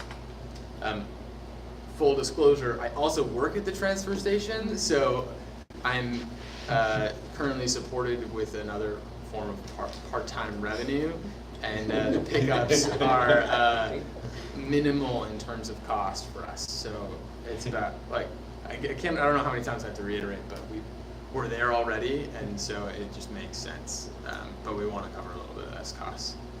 I'm curious about the business model because when I think about it, a certain number of people compost already in their backyards, and then when I think of the waste stream that my wife and I alone would generate for compostable is a fairly small amount. Have you folks reached out to the various restaurants and stuff? Because when I think of the volume of food that gets thrown out in the restaurant compared to the individual household, it would seem to me that that's sort of where money is. We are also collecting from restaurants, nonprofits, small businesses, larger food processing agents. So we have diversified our pickup scheme that way too. Yeah. That said, the reason that we moved here and started this business was to help the community build a consciousness around this issue, which can definitely be done on the systemic scale of food processing, but also has to happen in homes. So we're trying to do it all. Yeah, and I don't know if this is necessarily part of your question, but I think it's a good plug for what we do. Even though most people compost in their backyards, if you're trying to do it right, the scale you can do it in your backyard, you can't have meat or bones or put tomato seeds in it. It's pretty restricted, and so a significant portion of your food waste ends up going in your yellow bag or somewhere anyway. So if you compost at scale and you have a bigger pile, it gets hotter, you can compost more of it, which is essentially what we have to offer to the community is a functioning bin that will return compost to our citizens. What about people that come in with a truckload of grass clippings for the landfill? So Currently, they will still be put into the landfill during this year long. Would you, She said food. just for what the purposes of this pilot, we wanted to keep it just with food waste because it complicates the amount of material we would then cart for the transfer station. If we start thinking about yard waste. It doesn't mean that we can't take it at some point in the future. I think we would love to have yard waste, should that be worked out, but I think that at that point there would need to be a better ratio in terms of compost returns to cover costs, if that's something that's going on. Because looking at waste currently going into the landfill, that would be, yeah. I was It's harder to bringing it make up that fancy because for for you your guys. large scale, but then I was remembering Connor sweeps out how much sawdust from his cows every day. That So, is yeah, inhabited. I think Owen has a bit of an inside view in terms of what the Connor lives where the final resting place for the composting would be is right up the road from my parents' house. So Connor he's a great guy, and they've got a decent. It's not a massive facility, but it's a decent size. He's producing a lot of stuff that would be useful for your compost. Yeah, and so even with the larger scale location, we still have to work out the mix. Yeah. We're trying to find more wood shavings. If any of you know where we can get more wood shavings, that would be much appreciated. And horse manure as well. We Horse, happily have conversations. it's a constant process Come for to us my to mom's make house. Great. yeah, to make sure that final compost product is functional and has the right nutrients in it. So food waste to start, just because we know it's predictable. If the pilot proves well, if we think we can prove cost savings to you guys, or you just want to get it out of landfill for DEP's sake or whatever, that could work. But So here's my 2 cents. I want you all to succeed too, and I definitely want to provide this option for the town. I'm just gonna run through the numbers in various different scenarios for me to wrap my brain around and then maybe get some comment from folks. So it seems like worst case scenario, we would be paying you all $3,656 because no one actually removed that from their yellow bag and we're still, so there was no cost reduction, and say no one actually purchased any of the compost that came back. Absolute worst case scenario for the pilot project, unless you diverted gobs and gobs more, but then we would see a cost reduction. So the most we would pay is $3,656. Medium case scenario is we actually do see a slight reduction in our trucking and tip fee, which would, you have $1,925. So if we got close to that, we're actually only talking about $1,700 cost. And then if we got $1,500 in sales from the compost that you brought back, the medium case scenario is the transfer station pays like $400 when you've done the whole revenues, expenditures. And then best case scenario is you reduced a bunch, we got buku bucks for the compost, and the transfer station makes more money because people, when they get the compost, they write a check to us, not to you. Do I have that part right? The finished compost. The finished compost you would sell to us at wholesale? yeah, so we'd sell it to you guys at wholesale, and yeah. And is that, so it says revenues from the compost resale, So it doesn't, does that incorporate how It much we doesn't- purchased it from you? doesn't incorporate cost purchased from us, but assumes that we can cart it in loads as small as a yard.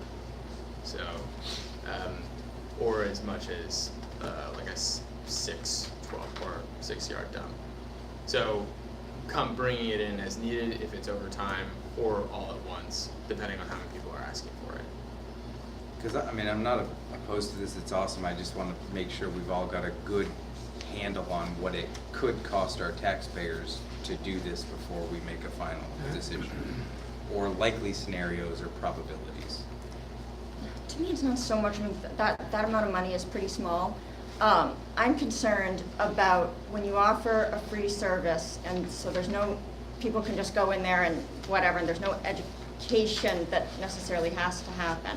And then when this, if it fails, then people have gotten used to something that all of a sudden goes away, and I would just, I'm so worried about the business model that,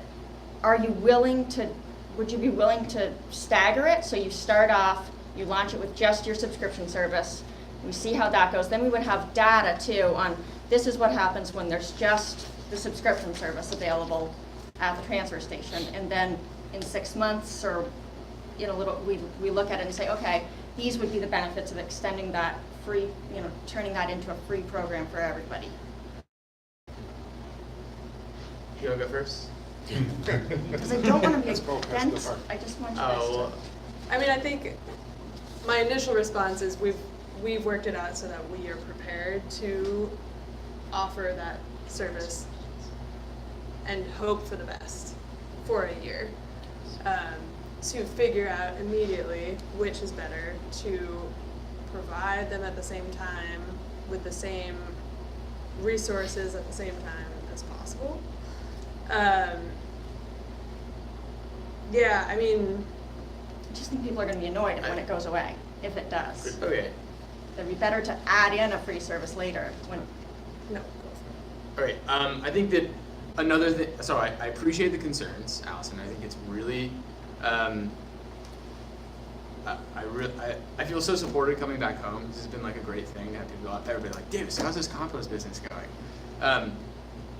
Honestly, I think that one of the biggest values of doing this at the transfer station is simply being there. And having our names, our logo there is big for us in terms of how we grow as a business and put out our feelers into the community. So just to have compost collection with our branding, and to say that we offer pickups, to explain how this service works is of enormous value to us. Okay.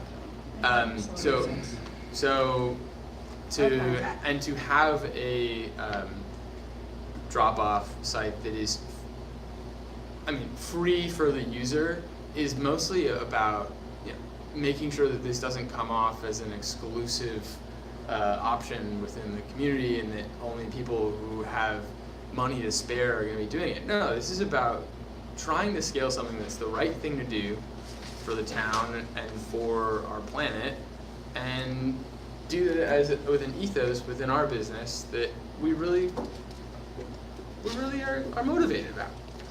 Well, actually, unless we go with best case scenario, everyone coming to the transfer station is paying for this service.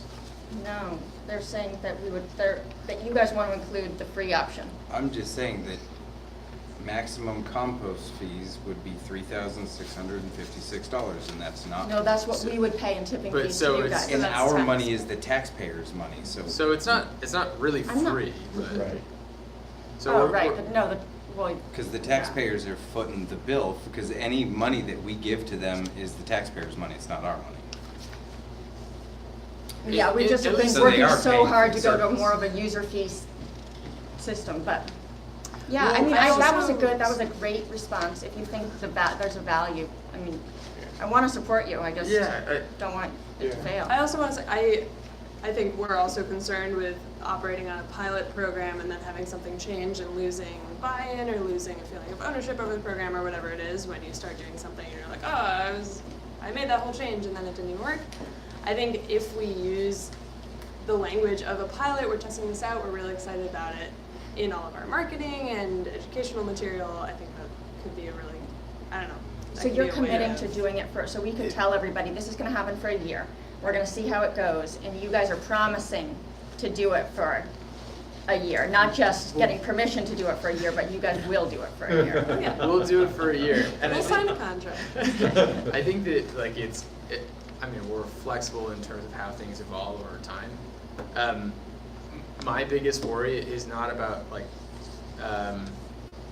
the cost being prohibitive or like making it hard for us. I think it's contamination Right. and education around it, which is something that we're another aside, we just received a grant from the DEP in conjunction with the folks at Bowleg Composts in Washington to expand our pad out there, and we get some educational funding from the state in order to make this happen. So we're supported by the state through this grant as well as through some of the tipping fees. I think this works out in terms of how our dollars and time are spent. And do you promise to keep working at the transfer station? I haven't even asked them. Part of to the do that. part of the contract. Right, because we expect can't them be to be too losing busy. you when you become all successful. You're very spry. Oh. You're very spry. It's being recorded. Yeah, be careful, just say thank you very much. Thank you very much. Thank you, Jim. And Jim, do you Perfect. feel this is a I proposal feel- that you feel comfortable I with? feel very comfortable with this. I think that anything that comes up, we can work out. And it's a great learning opportunity, and it's something that we've had past board members on this board who were very focused on this issue in particular. And Oh, I think can it's see an honor Tom. to Tom them. Ford is so Tom dumping happy the right now. compost out right now. I always wanted to put a Tom Ford composting demonstration area, and this is a huge step in that direction. You fellows over there are pretty quiet. Thank you, Karen. My hat's off to you, because this is quite a bit to bite off, and to genuinely try to do the right thing for the environment and the people of the area is definitely kudos to you. My concern is this: as a pilot program, you're an employee of Midcoast Solid Waste. There's no way that someone else to include yourself, is going to work on your business throughout the day while you're employed at Midcoast Solid Waste. So Midcoast Solid Waste is going to absorb that at some point in time, whether it be you or someone else, to help somebody with their bucket or whatever, okay, or make sure the cover is on a bucket. The other thing is, and please correct me if I'm wrong, are we going to market this for you too? Are you going to you're going to sell it back to us at a discount rate and then we're going to sell it? Because it seems like we're doing an awful lot for something that isn't ours. The one standout for me on that And I was could come where it on says with a more mailer. here, but those are the ones that concern me the most. Right now, we're stretched over there. Every employee is stretched, or at least that's what I'm hearing. So to add another responsibility to people that are already over there, including yourself, for something that Midcoast Solid Waste doesn't own, I'm not sure I can get behind that right now. Okay. And I guess my question to you is, how do you think you're not going to manage that while you're on the clock? And how do you think you're not going to rely on someone who's employed by Midcoast Solid Waste to manage that while they're on the clock? Fair. Because I don't think it's going to be self-serve. I think what the operational procedure I'm understanding from, or what I'm thinking of labor going into our setup there, is the potential cleanup of any mess should food waste end up on the ground. If there's a bin that's not in the right place, I would hope that if it's just a bin, it is less than 30 seconds worth of time. That's not exactly the answer that I'm trying to give here.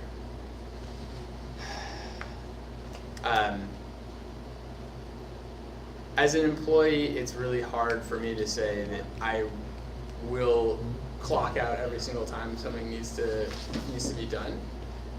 I also don't expect that this is going to be something that won't require a little bit of work. But the work should be minimal, given the setup with bins put up on the grass there in front of the building.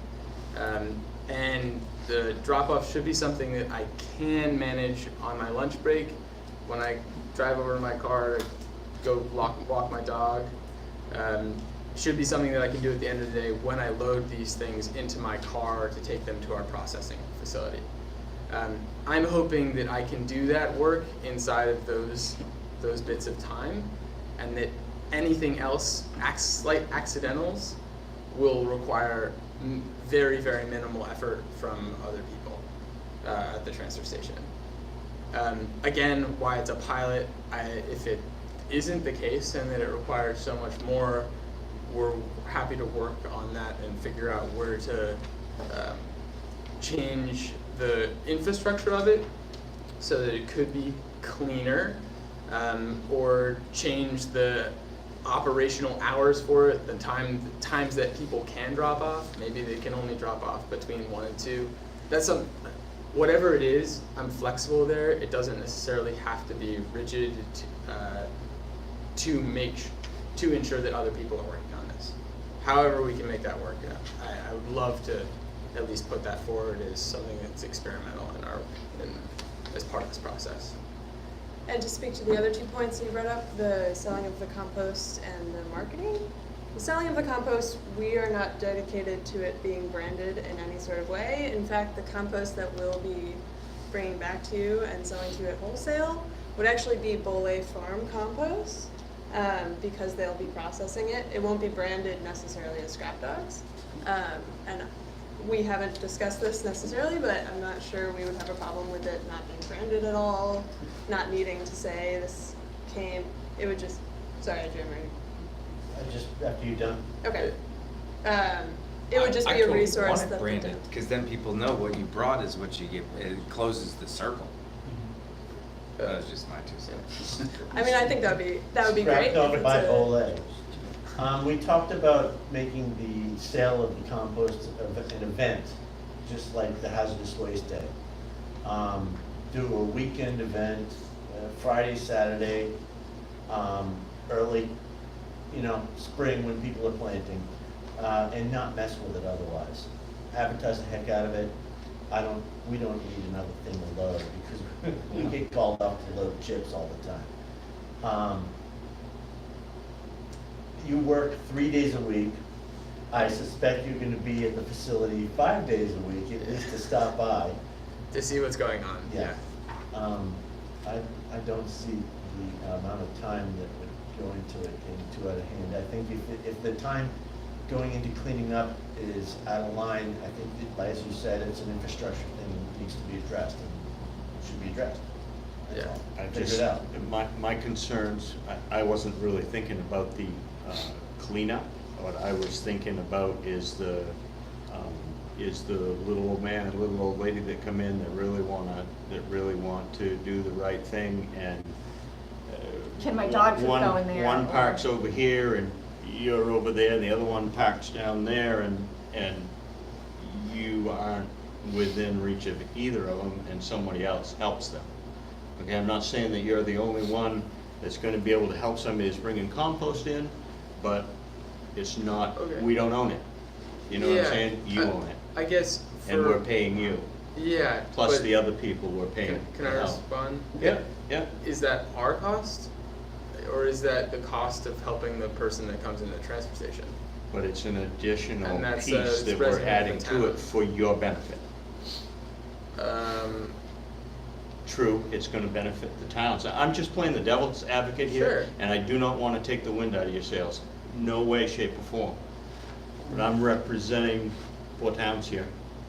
That's why I'm asking these questions. And that's what I kind of thought was the beauty of maybe starting with just the subscription service, which seemed very much like, okay, you bring your sealed bucket and you drop that off, and then you take a clean bucket, and that I could see as being very little impact.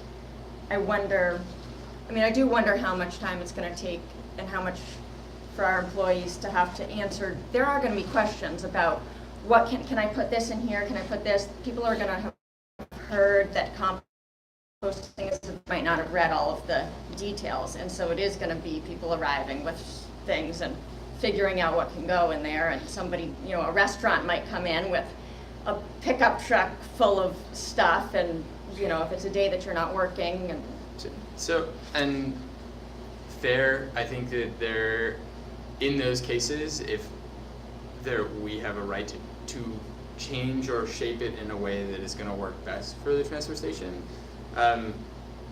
I don't want to disregard the fact that there will be additional labor that will benefit us, that the transfer station is taking on some responsibility in having this compost operation, but isn't that part of why it's done, is to provide value for Midcoast solid waste clients and people who live here? I would hope that we would help every single old person that comes in, and that that no person is necessarily that different, and that the questions we answer are no more lengthy than they would otherwise be. we get a lot of public requests for it. That's what the survey did. Yeah. Say that a lot of people ask for service. So, But yeah, thank you for the questions. I really. It's just, pretty concerned about it. yeah. Are you still planning on doing the curbside pickup? Yeah. So And the fee is still $10? So we charge a couple of different fees Yeah. for pickup based on how often people need it picked up.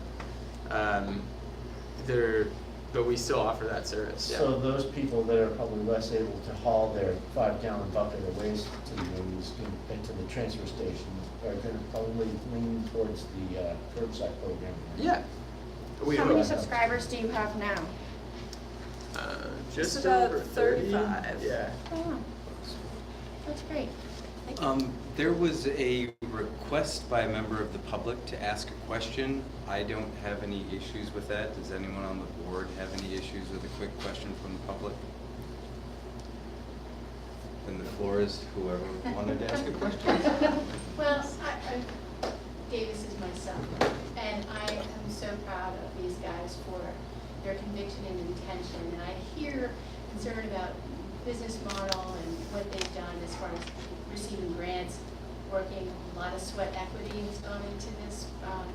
I live in a neighborhood where we can't compost because it's in the covenants, because nobody wants the raccoons, the squirrels, the critters that bring the ticks, and all of that. So when they proposed coming back and doing this, it's like, okay, it's been kind of graduate school. And as a person who's been involved in the community, I'm very proud that they're making this commitment and offering this service to people, and education, and the grant that you received from the DEP. This is, from my vantage point, a win-win for the community, and I respect your concerns. I hear what we live in the community and the costs. So I just want to put my 2 cents in, is that there are people who do not have access to composting, and I'm really proud that these guys are committed to a community where they make that accessible. Thanks. Thank you. So any other questions? Administrators, thank you. David? Well, I had a whole list of questions I sent to Jim because I thought that was our assignment at that end of the last meeting. You get a star for today. Do I? Yep. And since I don't have an answer, and I'm not sure if it's them to answer or Jim to answer, or a combination of the two, so I'll just read them off. Do you have to have, and do you have a license or approval for your site? Yes. That's part of the grant. Yes and yes. Yeah. Can I ask who holds the license? 'Cause I just looked on the DEP's website today on fish and food waste, leaf and yard composting, and I couldn't find scrap dogs or bull late or So I'm kind of like, Geez, David gets 2 gold stars. Well, they're gonna answer it, and they're gonna get a gold star from me back. So, as a part of the CEP grant, the site at Bow Life Farm will be regulated by the Department of Agriculture. Agriculture. Yes. Okay, that's why I couldn't find it. Yep. I was on the I know DEP's it's a bit website. weird that it's DEP and DOA, but. Yeah, that's how they it they works. partner up on all things compost. So, will be or is? Just so. It is and will continue to be. Okay, thank you. Do we, as Midcoast Solid Waste, need any type of approval or licensing to collect, store, and dispose of this I material? fired off an email to our other manager, Mhm. DEP, and I haven't gotten a response yet, but I have other sources to go to. Davis? From an old DEP compost regular, it is totally within the transfer station guidelines to have compost collection that has been taken off-site. Especially Mark container King ones. told me that. Yeah. And that's Other than kind of the more to same bar cover that your needs to- butts than it is ours, because Right. you would assume it and you would take it. I was just kind of Yeah. curious. And I apologize. Keep going, David. Oh, I don't, chime in whenever you like, shove me into it. And I wrote, I trust that diverting this material, this was more to Jim, will not put us in violation of our disposal contract with EcoMaine. Correct. In fact, they'll favor it. Well, it sounded like that in our conversations with them when we were talking with them, but what people say in conversations and what you sign are often are 2 different things, as you know. I guess it's more of a contractual thing. If it poses a problem, do we have the ability to discontinue it? But the answer is no, if we're gonna go over a year. I suppose it depends on how the contract's written. Right. Yeah, we can write If a we have contract that gives outs. If you want an out, you ask us for it. If we want an out, we ask you for it. Allison asked Yeah. us to say, so. And are there any other parties that are possibly interested in this material? And if so, should we be putting this out to bid? Exeter Agra Energy. Don't they like that same stuff? It answers the Yeah, question. right, It's like- exactly. Well, I mean, we've talked a lot about with Lou Lee and these folks about our fiduciary responsibility, and if we are looking to be good stewards of other people's money, and this is a valuable commodity, is anybody else interested in it? And could, no offense to this proposal, could we do better? Could we get one that says we take it for $35 a ton? I have heard of no one doing this out there. There's a compost facility in Washington, unrelated to your site, that's been in action for a long time, that totally focuses on larger scale generators. Spends a lot of time in Waldeboro. I don't think they use the transfer facility. They don't have the community approach that these guys are proposing. And that, I think, is the big difference. Mr. Barrows, any questions? Got any questions? Other administrators, managers?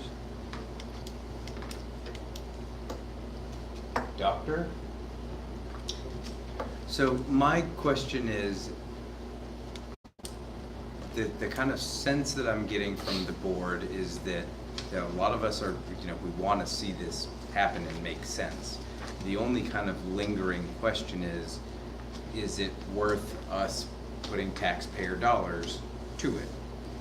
And so conceptually anyway, instead of a 1-year contract, is there any desire to do 6 months of just the subscription model with the buckets, knowing that feel like we've protected our taxpayers as you all gather data on the viability of this, and then 6 months from now, you come back and blow us away with how much. And actually, one of the other questions is, how exactly are we supposed to determine if we've diverted stuff from all of the I mean, like at the end of the year, we get a receipt saying This you is- dumped X amount of tons at Eco Maine.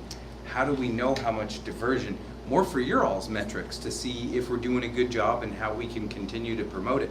How do we know? So this is just a pilot audit program, every other right? guy. They're just asking for approval for a pilot program. Yeah, So I think that's kind of like a question for after, Yeah, you know, we've I gone agree. through a year of doing a I pilot agree. program, and then we come back and they But would at have the end the of that year- information to answer those How are we questions. supposed to know I- what we- we've we done? Dollars can't know associated with this everything. proposal are extremely small. The liability, this is a qualitative proposal to improve something in the town. It's a pilot program for them, it's a pilot program from us. If we do a good job of giving them the reins, we're gonna know what's going on month to month on the school process. Everybody seems to me, you're trying to anticipate problems, and they will occur, but there'll also be things we know, positive things we're not even thinking of that will occur from this. Because isn't the overall objective is to divert, to do a better job environmentally, taking care of organic waste? Isn't that what we're trying to achieve? We're trying to try something? I agree that that's a goal that we should be That's the having. primary goal. Well, yes There's and no. There's no dollars in the air, limiting consequences. I see, by the way, it's way premature to be measuring dollars at this point. Way Why? premature. Why? Well, we Because get there are too many money. parameters. They've done a good job, and I think strategically, I wouldn't even put the dollars in the proposal, frankly, because I think you're right. You're gonna have to be able to measure diversion and kind of stuff right away. We're not gonna know. But the thing could fail miserably, or it could be a wild success, or anything in between. Give it a shot. Let it go. We could write the agreement with them so that we both have outs if we need them. Just have to be smart. They're trying to work with us. We want to work with them. I think we're making this way too complicated. Because it seems like probably the first step as a group, you might want to decide if you want to move forward with the pilot program. Sure. And then once Jim and Scrap Dogs have that direction, then you can work on the agreement and some of the specific concerns that everybody brought up. They'll fall off the truck. You can look at addressing those in the contract that everybody comes up with. That would have to come back to the board for you to approve it again, so. So moved. Second. Third. What exactly did you move? That we move forward with the pilot project and that we direct Jim to work with Scrap Dogs on a contract that can be presented to the board. Second. So for Ask for clarity, discussion. discussion. So for me in my own head, clarifying the motion, we have not approved them. We have approved Jim working up a contract that we would then evaluate. Well, but I mean, I guess I would go further to say that I would move that we approve the concept and direct Jim to move forward with the details of the pilot program contract, or With so final that we're not saying, oh, determination go and do being all this after we work, get but the we're not gonna contract. really tell you if we're for it or not. I mean, I don't wanna, I think approving the program, but authorizing Jim to negotiate with Scrap Dogs for an agreement. If, and by definition, if the agreement fails, the whole program fails. So you don't need to go down that road. If Jim comes to us and says, this ain't working, or they come to us and say, this ain't working, this agreement, we can't put up $50,000 surety for you, whatever, then that's gonna fail. So as long as you have the ability to negotiate the agreement, please, sorry. Oh, please, Um, sorry. The concept you're talking about, is this for them to, Jim and them to decide what they're gonna do and how they're gonna do it? Or is this a concept of just the bucket program only? Or is this the bucket and the loose dumping, both? Or what are we asking them to decide on? I guess- I don't mean to be nitpicky No, here, no. but I'm in favor of doing the bucket routine. I don't like the idea of it starting out of dumping in having open bins that you dump, which have a cover, I know, but that you dump into and everything, I think it'd just be, especially for starting out, a lot cleaner if they come in with a 5-gallon pail and set it down and take a clean pail, or it's handed a clean pail at the gate or whatever, or however you decide to do it for security reasons, and out you go and everybody's happy. I mean, that person, that's my secret, or not so secret desire, is that it be that, but I guess my motion was that I am willing to let go of my concern about that and say that if between Jim and Scrap Dogs, they, Right. the open, not the open dumping, but the free. These people have come to us with a proposal which they're taking a risk for, and I guarantee you, during the 6 months or 9 months, they're gonna find out something's working, something's not working so well. So what I heard was, they're gonna maneuver and change. That's what a pilot program does. Trying to find its success or failure at this point in time, to me, is not smart. You can't do it. It's a pilot program. Let it pilot, let it cook. And they'll find out real quickly whether the 32-gallon bins work or don't work. I don't think they will either, but let it go. I'm willing to let it go. They're the ones that are trying to make it work. You're trying to define how successful this is going to be downstream, and you don't know. Nobody in this room knows. Nobody in these 4 towns knows. Well, and my line of questioning on the diversion wasn't to define success or not. It was to define a way that eventually we would be able to find out if they were successful or not at something that I think is pretty difficult to try to get metrics on. And so I'm just curious going into it, because it being a pilot program, at the end of it, you're going to be able to tell us if it worked well or not with that cost reduction column. That's a very difficult number to define, not now, but in a year from now. I agree, and I believe that cost reduction will be a qualitative guess, not a quantitative guess. Yeah, I mean, we're not We gonna can know give for sure how much quantitative money it numbers. saves us, but we're gonna know how much waste is diverted. Absolutely. So that's It's where, I qualitative. mean, I just can't look at it like the citizens came down and offered for free composting at the transfer station. Like, I just don't know how I would explain that, because I Would you wanted to be lying? It's not micromanage, free. you know, I wanted to micromanage their business plan. So I think we kind of have to try to. Beth? I think that, you know, you have to put this into perspective with some of the other things that we're doing right now. You know, the moving the plastic that we do, we invested in that to divert it upstream. Where it's costing us not lead. And we're moving into another one. We're going to talk a little bit about film plastic. We started another program on that. There's a cost to that at our facility. The cost our employees and the cost that comes. But again, the goal of this board is to continue with the learning, continue to find out how our transfer station will work, as we talked about earlier, to make it work when we have to close that landfill and when we restructure. And I think that, last point, I think there was one more point, but the thing that, in all of this is that we had that goal. You know, we had these goals, we talked about them a couple of years ago, we had them on. And I think that, it's just one more piece of it. And I don't, you know that I'm the first one to say, you know, we're overwhelmed, but, we have new help now. It's working, we have a little more flexibility in our schedule, someone's out sick, whatever, but, and I think Davis will find a way to make it work, it's a hard worker. And again, Tessa also has been participating in community programs, we do a wastewater helping, and then wastewater helping, we start another program. You know, maybe it's just, it's a good, to me, it's another good plug that we're moving in that direction. And we get a lot of phone calls about compost, about yard waste, you know, so this is something we've talked about for a long time. You guys sat in seminars to learn about it. We don't have a lot of space there. So the fact that it's cranking right out, that excites me. So, you know, so committed to one.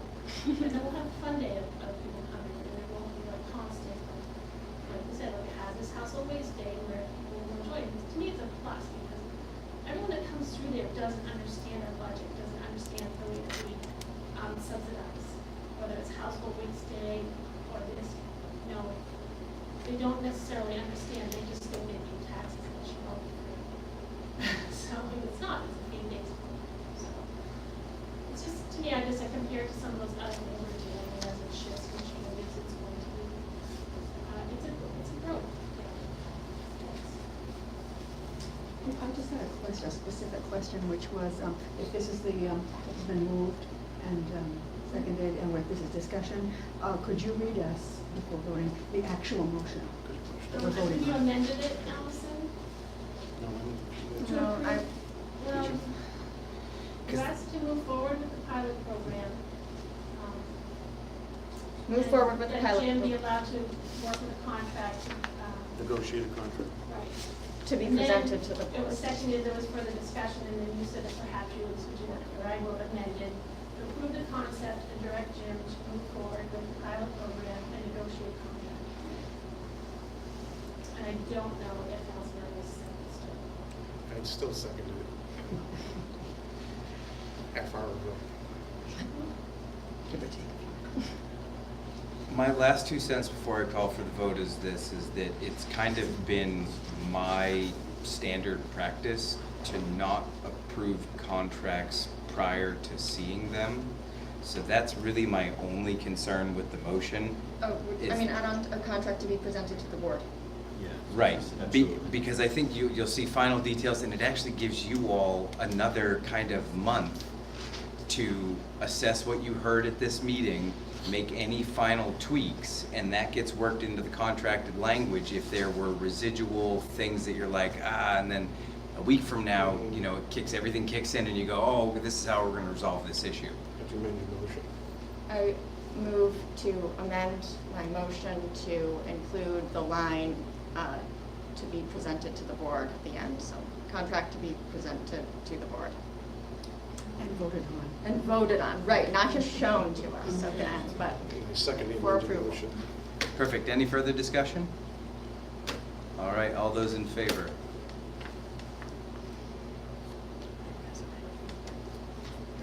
I can't tell if you have your hand up or not. With reservations.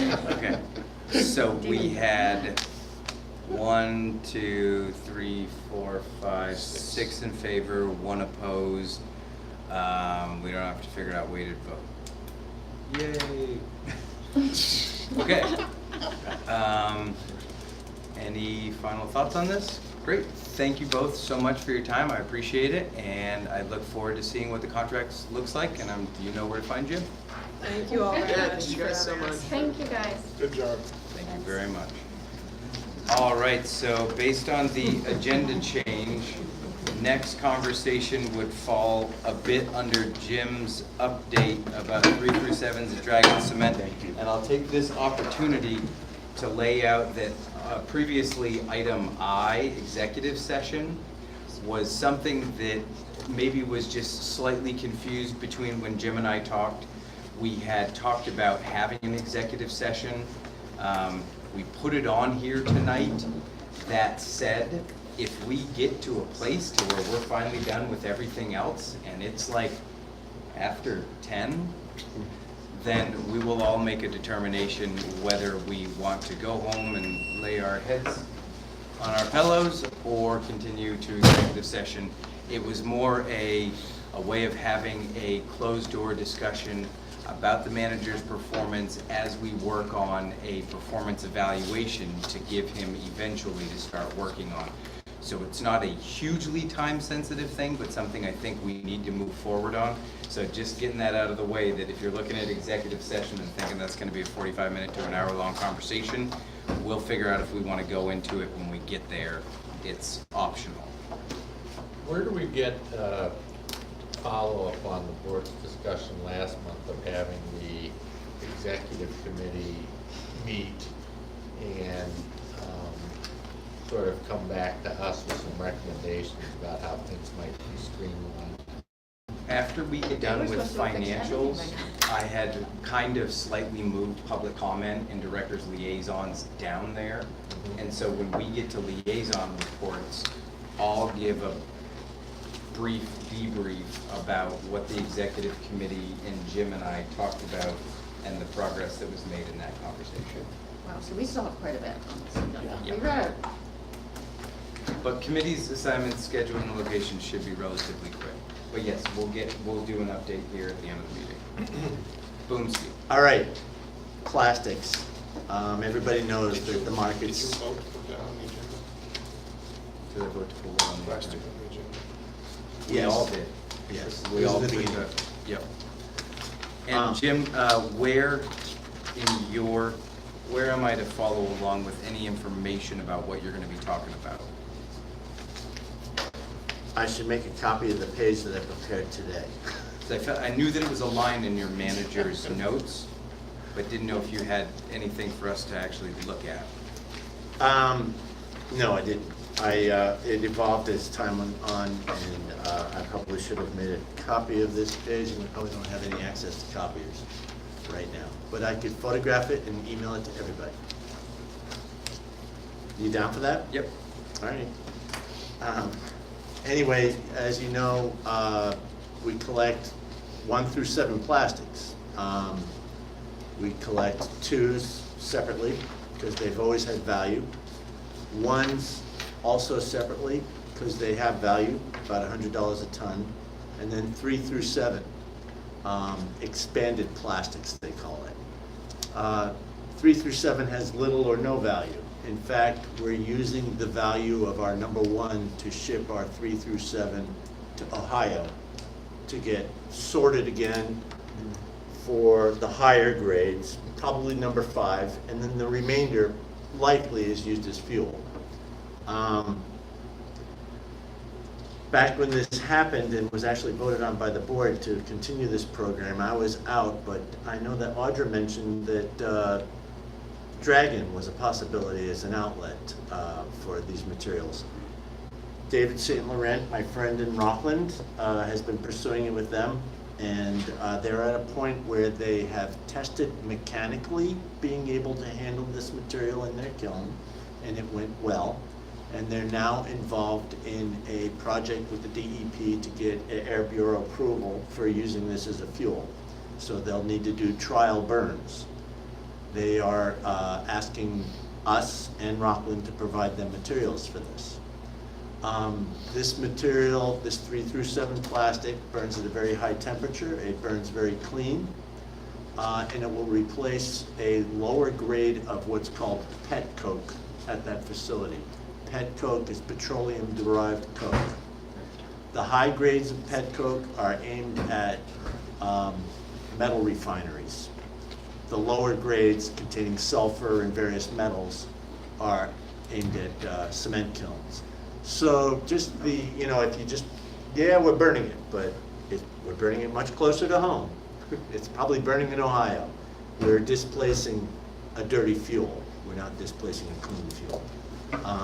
I think this is a great opportunity for us to aim this material to the Dragon plant. There's a high likelihood that it would be further expanded to include the wood pellet bags that people complain about, and that sort of bag. It's that woven plastic bag. They're talking about bulky plastics, which we have had a hellish time trying to move. It's actually caused us to dump whole bales in the incinerator. Like that pools and lawn chairs and stuff. lawn chairs, Sleds. yeah, pools, that stuff. So I'm hoping that the board approves aiming this material to the Dragon facility until they get their approval, and then coming up with some sort of a deal there on how to perhaps pay for it. At this point, they're covering all our costs at our dock. We just load it on their trailer and they take it away. So it's a savings compared to where we are. So what you're asking for approval for tonight would just be to participate in the pilot, or in the, whatever, the trials. The trials. The trials, and then Yeah. at some point, we would get the results It would of go on those for about a trials. year, yeah, yeah. Okay, so for about a year of, so my concern a little bit is telling people, oh, so we used to be able to say that everything that you recycle, we recycle. And just making sure that we can say, I think what you've presented is possibly an environmental benefit, because if we're gonna be putting something hopefully a little cleaner into the air at Dragon Cement, and not shipping it so far and for all the, there's probably an environmental benefit, but it might be hard at first for the public to understand that it's good that, you know, we're burning our plastic at Dragon Cement rather than recycling it, so. Honestly, when I talked to EcoMaine, they couldn't guarantee to me that some components of 3 through 7 were not being burned in Ohio. So, right, yeah. So I So what we mean, can we say, were I just wanna make sure misinforming that. people if we were telling them that everything gets recycled. So I think, just to make sure that what I'm saying is accurate, so if I repeat it to the public, it's, you know, you can sign off on that, that we're, you know, we're signing on to a year, approximately a year of participating in a DEP trial because they believe that there's likely an environmental benefit to this and that it would be displacing a dirtier fuel. Correct. And so I think it would be important that we emphasize, you know, we're doing something in collaboration with the DEP, not just we've given up on, No. you know, just to make sure that that For- gets out there. And for then all if the- we, just after that year, after the trial is over and they've said, okay, yeah, we've decided that 3 through 7 plastics burn, you know, and give us some numbers, then we would make another decision if we were gonna continue in that rather than some other recycling market that may or may not exist. Sounds like a no-brainer. Thank you. Oh, boy. Yeah, my biggest question is like, when do we find out how much money we make off of it? Because I don't think we're gonna make money, We're we're not just gonna gonna make lose money off less of money. mixed plastics. Well, Mixed plastics are a loser. We've got to have a savings. We're though. gonna stop save We're it. gonna hemorrhaging lose less. saving, okay, Savings, maybe yeah. I should have worded it that right way. away. Because next week we're gonna ship to EcoMaine and they were gonna start eking our bales into their collection to ship to Ohio. And we'll not do that now. But we'll still send our number 1 to them. Yes. And Or Victor can No, mark twos it number we- 1 too. twos we Oh, put yeah. in different. Yeah. Sounds like Good a for you. no-brainer. How long do we want to talk about this? Not At least long. another 15 minutes. I would move that we approve the pilot, the participating in the DEP trials as presented by Jim. I would second that. Any further discussion? All those in favor? Whoa. My next item on the agenda is committee assignments, schedules, and locations. Honestly, the biggest thing on my plate right now is the budget. I need to get a budget together by December 19th, I believe it is. I rely on my committees for help and guidance during that process. I've got committee assignments in your packets. Personnel Committee, Dave Barrett, well, what we're doing at this point, because we have one, we're gonna use the bylaws as they lay out who's on, they lay out who the chair is of each committee, at least in the most part. So Personnel Committee, Dave Barrows, Owen Casas, Samantha Mank, and Audra. I've got meetings scheduled for October 18th and November 15th. We're beginning at 5. They'll be right here in the Richardson room. You said the list is in here? The list is in here. It's not. I can't find It's it. on, but it's in the, It's in the packet. An electronic It's not It's in your packet. packet. Oh, it should be in the packet you got today. Oh, in the stapled portion. This? Manager's note, it starts off. It goes public comment, agenda adjustments, then it goes down. I think it. First page looks something like that. I have a copy here in the minutes. Second page looks something like that. Oh, this is a bummer if you don't have it. Yeah, it's not It's in not in paper, the we packet don't. you had. All right. I have one from Mark. Yeah, I did see it in the, I got one from her. It doesn't have your- yeah. In the electronic. Yeah. I did. I put yours together. So we pull it up. I would have called you because I read it online. Yeah, you did. Because I'm that way. Yeah, I'm sure. They did. Yes, yes. Thank you, dear. Anyone else? Need one? I don't have it. I'd like to at least look at it. We'll try to So focus John these has meetings and keep a real tight rein on them. I'm not gonna waste your time at these meetings. They're really important that we do them. They help me a lot putting the budget together. Right. I aim at 5 o'clock in the afternoon because most of you work and you need time to be able to at least get out of work. And I've kept it to a minimum. I've got 2 meetings for each committee. Now that you've got your assignments, I'm not going to bother reading through them. And I'll deal with what we're going to do in each committee when I get to our committees. I think that the important thing, though, is that the committee not remain silent when I'm here presenting in front of the board. I'd like to have the chair of the committee speak to the board, their decision, and whether it was a split vote or whether it was unanimous. I think that would be very helpful for me. That is technically how it's supposed to work. That is technically how it's supposed to work. Right, I'll But prepare. the other thing is I propose to meet with the executive committee first Wednesday of every month. And we're meeting at 9:30 at the Camden Town office. Hi, Audra. And we're going to deal with things that I need help dealing with. They usually provide me a great service on how to wind my way through the municipal morass, because I work in another world, and I don't know the municipal political end of it, and I rely on them heavily for that. With this schedule, I believe I can have a budget to you on, we'll have a draft budget in November after Thanksgiving.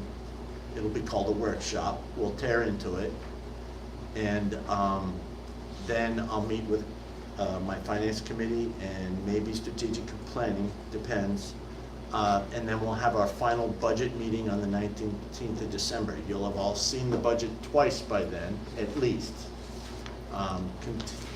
Considering that you saw it in committee too, it'll probably be 3 times you've seen it. So you've been part of the evolution of the budget. Is that December 19th meeting a regular board meeting or a special budget meeting? I believe that will be a regular board meeting. That would be a regular board meeting, it is, because we've got other things we need to cover at that meeting too. Like any tasks, one of the things that I wanted to cover at that meeting was if the executive committee was willing to do this, we've got to look at our interlocal agreement. It doesn't jive with where we are and probably not with where we're going. But the interlocal agreement is between the towns. It's not between Midcoaster and anybody else. It's between the towns to create the walls around Midcoast that allows Midcoast to operate. So I was proposing that the executive committee worked on coming up with recommendations for changes to the interlocal agreement, also due at the December 19th meeting, which gives everybody time to get them on their agendas and votes and out to their public and all the rest. Is that part of the larger That's assignment to the town managers? one of the items on that list.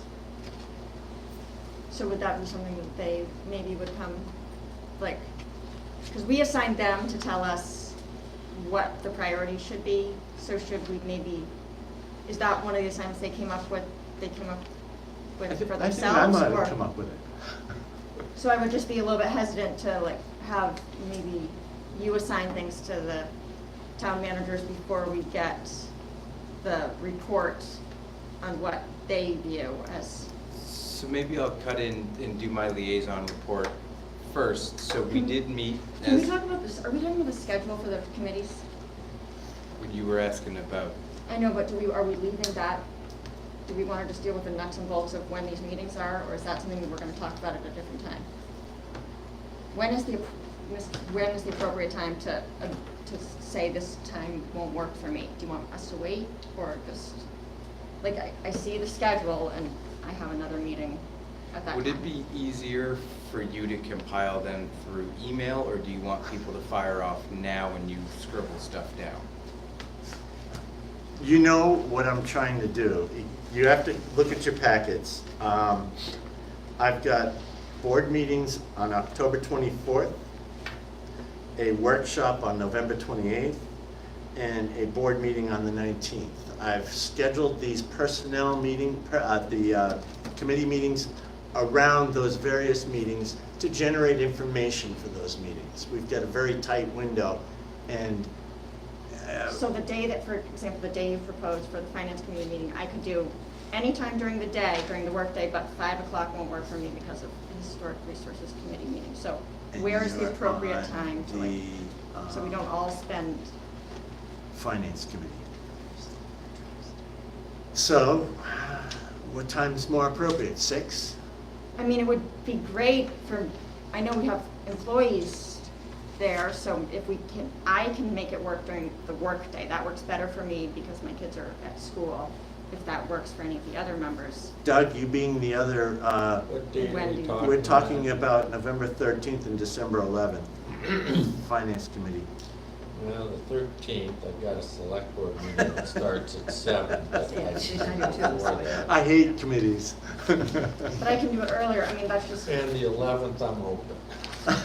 Let's have 2 meetings on the 11th. The good news is I'm away on November 29th and also for the December other ones.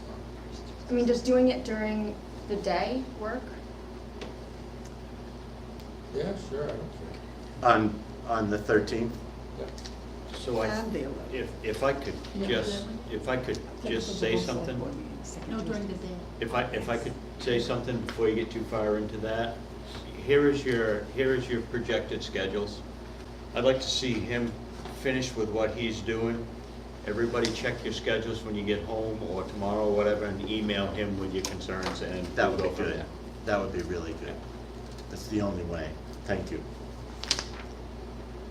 Maybe copy the other people in your committee, or something. I think you should. I know this is a task for you sometimes, Jim, and I know that not Well- everybody, including me, responds always promptly to these things. so. And that's why it seems to some that I call meetings days before they happen.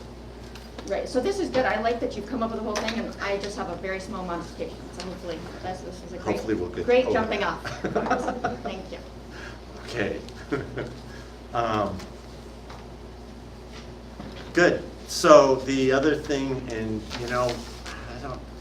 I've flown this by you guys at the executive committee, but if we get through our budget scenario and come January through June, and I work with my committees during that time, I see the possibility of going every other month with board meetings and the off month for board meetings going with my full committee meetings.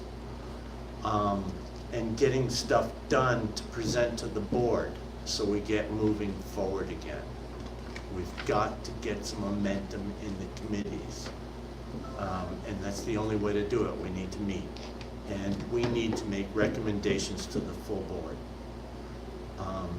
To go month by month with board meetings and fit in committee meetings, I'm not gonna have much time to manage that facility. There are other things that have to be done too. It just seemed like that Bylaws was. called for quarterly meetings to begin with, so. Right. That didn't work very well. And that's a goal as far as I'm concerned. As we strengthen our committees and our committees really get some results behind them, we should be able to cut back on our board meetings because they're going to be more productive. It's not just going to be me talking to you guys. It's going to be you fully educated in what you're talking about to present. So, make sense? It's Worth a just, try. well, it just never works in the past, just the thing, but that would It be hasn't. great to hear, if I would hear it as a recommendation from all the town managers. It's I'm really interested got in to hearing work what they think. because It has not. I'm getting judged on how well I use my committees. I don't know what that And I means. can't get my committees together. This is an impossible situation for me. I'm not talking about you, this has I nothing to do know, with your but I'm performance. saying that's how important it is to me to get these committees going and really move forward with this. You heard the DEP tonight. We've got to find a place to handle our demolition, let alone our trash. You know, they're thinking we're done in 3 years. I think it's longer than that. But we got a lot of work on our plates. I just don't think that going to quarterly meetings or bi-monthly meetings of the board ends up working very well, because that we see each other all so little that ultimately we all have to make a decision together, and what tends to happen is things happen in committees and you get agreement, and then we all get together and it doesn't. But you know, if that's what the town managers end up saying we should do, then. I'm gonna disagree on that one, because 3 years on this board, and no slam against anybody except myself, we haven't accomplished anywhere near what could have been accomplished. I won't say that we've done a bad job, but I think we could have done a lot, we as a whole group could have, and myself particularly, could have done a lot better, because I didn't speak up when I probably should have. There's nothing wrong with trying a new idea, and if it doesn't work, you know what? We can change it, but let's try it. You know, if it, yeah, it hasn't worked in the past, well, we've got 3 years to prove that what we were doing didn't work to the extent that it could have. I'm just saying, I'm waiting for, I think we all voted to have the town managers present to us a recommendation, and I just want to make sure that we actually do that and don't get too. This was the point that I was getting at earlier, is I'd be very interested. I think our whole discussion last time was to try to, how to make these meetings more efficient and more productive. And my understanding is that the executive committee was going to get together and talk about that, and then come back to us with some recommendations. So, I'm not convinced we should be saying, how many meetings we need here, there, whatnot, until we hear from the group of professional managers who are going to try to help steer us into a more efficient and productive path. So to close out this conversation, I think the best course of action is truck along with the schedule that you've presented. December seems to be the kind of choice point month where we'll know if we've gotten the budget finished up, we'll know what things were produced in committee, and we'll be able to have a better idea of what our workload is. And so come December, we may say, still a good goal to have, but we're gonna have to do another 3 months of monthly meetings with the board in addition to the committee meetings, or the committees went like gangbusters, the executive committee was having, good forward progress and things were running smooth, and all of a sudden, yeah, we can take a month in between. But I think determining on this date what we're gonna do in January, if we're gonna take that month off or not, is just slightly premature. But I'm happy to try to get to that spot completely, but maybe cross that bridge in December. Sure, it's just an idea, proposal, Oh, it'll not be a perfect. call for a vote or If anything. it feels like we've done a lot, I'll be my hope. more than happy to skip a meeting here and there. Managers update? Managers update. You've heard some of this, so I'm going to quickly go through. Labor contract is currently in the attorney's office, because before I present it back to the union, I want some of the legal language that's going to be chosen by our lawyer included in it, because the language is so important. I'm also, it's early yet, it's seed-like, but it's gonna bloom really quick too. I'd like the board's support to eventually allow me to create a policy for our haulers, that every hauler that comes into our facility has their load covered. It's not a huge deal. We did it at Tri-County. We said, you don't have to pay a license to be here, but you have to use our bags, you have to cover our load, and you have to accommodate recycling. And it went smoothly. We've got all fashion of haulers now. And it's very simple to put a cover on a load, so you're not losing trash. and it takes the pressure off them. So that's one of the things that you'll be seeing again. So we don't have And to it's a do, state law, and the town of Camden has an ordinance already, so. we don't have to do a board vote on that. No. By a nod of heads, we all want Jim to be working on this policy. I do. I got it. And Randy Gagnon too. Textiles, I've been working with Apparel Impact. They're a company in Manchester, New Hampshire. They are working very closely with Fiber Aid, because Fiber Aid does not want textiles in their waste stream, or they want to minimize it. And we're not going to Fiber Aid, but I know that Apparel Impact needs stops along the coastal route. So I started calling them, and it looks like we'll be part of their program pretty quick here, probably by the beginning of the year. So Great. that'll be good. Like another one of the, like a bin The that bin, people can yeah. put. Yep, That's great. yep. I also, in my notes, this is still notes. Well, I'll tell you before we leave. It's that thing. I want to change the board meeting location to this room. It's a more comfortable room, we're more spread out. I don't think we need to be up against the wall. If the room's available, I'd like to have that ability to move it here, particularly if all we need to do is film and take an audio and put it on our website. There's no need to really live stream. There's no immediacy in live streaming so much as getting the meeting up on the website, I would think. You're welcome to use it. We are live streaming right now, I know. but it's just, we have it's a pain in the neck, because you end up having to deal with variables, and ultimately you have to pay somebody to do it if you're gonna do it properly. And we have systems in place in Lincolnville, Camden, Rockport. We've cleared out, I mean, I think if we can rearrange the tables in I think it makes much more sense to do it in a place that already has that ability. Otherwise, you're gonna be depending on somebody like me Well, we being willing could to do do it in it. the Opera House too. Our downstairs room is easily Rearranged. adjustable. Phil tonight though, planning Planning board. board tonight, but we, you know. Do you have overlap with them? Because they started at what, like 5 or something? So they may be done by the time we kick off. I'm just looking for more comfortable digs for us. Well, Yeah, let's nothing improve against the Camden. situation. Nothing in against Camden. it. Such a. And I'm not looking for a vote.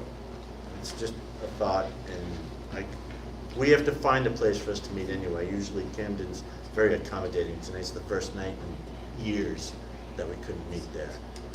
But I just want to let you know that I'm working on that. Can we always move John You French? have it to be reserved for the rest of the overseeing year us? for in Camden. Yeah, we do.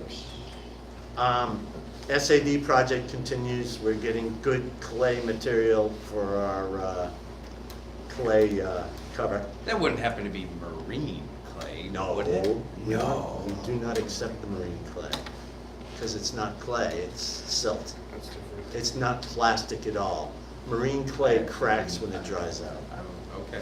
Yeah, it doesn't meet spec. It's nasty stuff. It is. It's different when It's it's wet. worthless. Wet. Just guess I thought that the whole deposit under the school was marine clay. Not all of I it. must have been confused. Some nice brown clay, we've Good. got it, yep. Good. And we're diverting the marine clay elsewhere. A lot of it went to the fellow on, with the crushing operation on Route 90. Josh Caro. Mecklin? Overlap. No. Deal Overlap, yeah, overlap. Pierce Atwood is busy now presenting our case to the DEP. I've gone through thousands of pages of billing, and I've received thousands more from Peter Garrett, who was our geologist. Right now, what was lacking was every once in a while I'd see where we actually drew down money from a fund that the DEP allowed us to tap for remediation purposes in the early 90s. But that trail is inconsistent, so the first thing that Matt Manahan is doing is finding out from the DEP when and how many times and how much we've drawn down. That'll give us a date after which we can start adding things up and saying, well, we haven't drawn down this yet. And I believe that looking at what they paid for in the times that they did have the paperwork there, that the dam that we put in between the quarries is part of remediation and could be covered. And also the extraction well, they paid for the first attempt, which they participated in, and it failed miserably because it was oversized. But they did not join us in paying for the second attempt, which it works. So we'll see if that pans out. At least there's that. Whether or not we get cover material paid for, I don't know. I did go on the Fiberite facility tour last week. It's a very slow development over there. It's sad, but it's good to see some of the finest equipment I've seen in my career going in up there. And the mantra of flexibility, robustness in changing markets. And as you know, our markets are continually changing. It's like what we're doing with 3 through 7 plastic. Okay, we have no recycling markets, but we have another market we can move it towards. And that's what they're gearing up to be able to do too. So Can I interrupt? I suspect that they'll be online sometime in March. And that was some of my notes for liaison stuff, but I'll just take the opportunity because you're talking about it, is Jim's been monitoring what's happening up at Fiberite. We structured the whole contract with Eco Maine to give us flexibility to potentially go with Fiberite if they were a viable option. So when Jim and I discussed, it was basically keep trying to monitor it on your own time. It seems like something that you just kind of do anyway. And we'll just try to ensure that he's giving timely updates so we know about their progress. And also they have some pre-scheduling out, like quarterly or something, people to come and view the facility.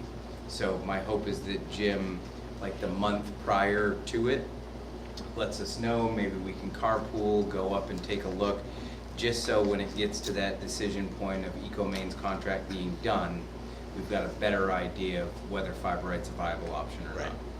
Thank you. Yes. That brings us to financials. Do we need just a quick approval of the beginning of film plastic recycling so that if the Hannaford bins, I didn't even mention that. if we do, then. I've been working with Hannaford because they're the only outlet for film plastics. And up till now, they and the other box stores have been very protective of that program because they use the material to make plastic wood, plastic lumber. And it's imperative that it's dry and clean. So they've really been hesitant to allow it to happen at transfer stations. Our Hannaford here in town is willing to take a risk on us, has bought some containers for us that keep them, and given us some graphics. The containers aren't in yet. I suspect they'll be in mid-October, the latest. I plan on starting that program hopefully the week of the 15th. And I don't know if the board, I started a previous program in the past because I found a market and the board didn't need to approve anything. But if you want to approve something like that, that's fine. I don't know. I just want to make sure that, I think it's awesome that it's happening and that it does, since we do seem to have gotten in the habit of, you know, we're approving the new composting thing. This is something that is zero cost to us. Hannaford's gonna deal with it and provide the bins and. It's actually, it's not zero cost. It's gonna take some time. I mean, it's gonna take some, actually, the Waste Watch Committee is gonna help me advertise it, educate. We're taking 6 or 8 different types of film plastic. It's going to be up by the 1 and 3 through 7. See you, Doug.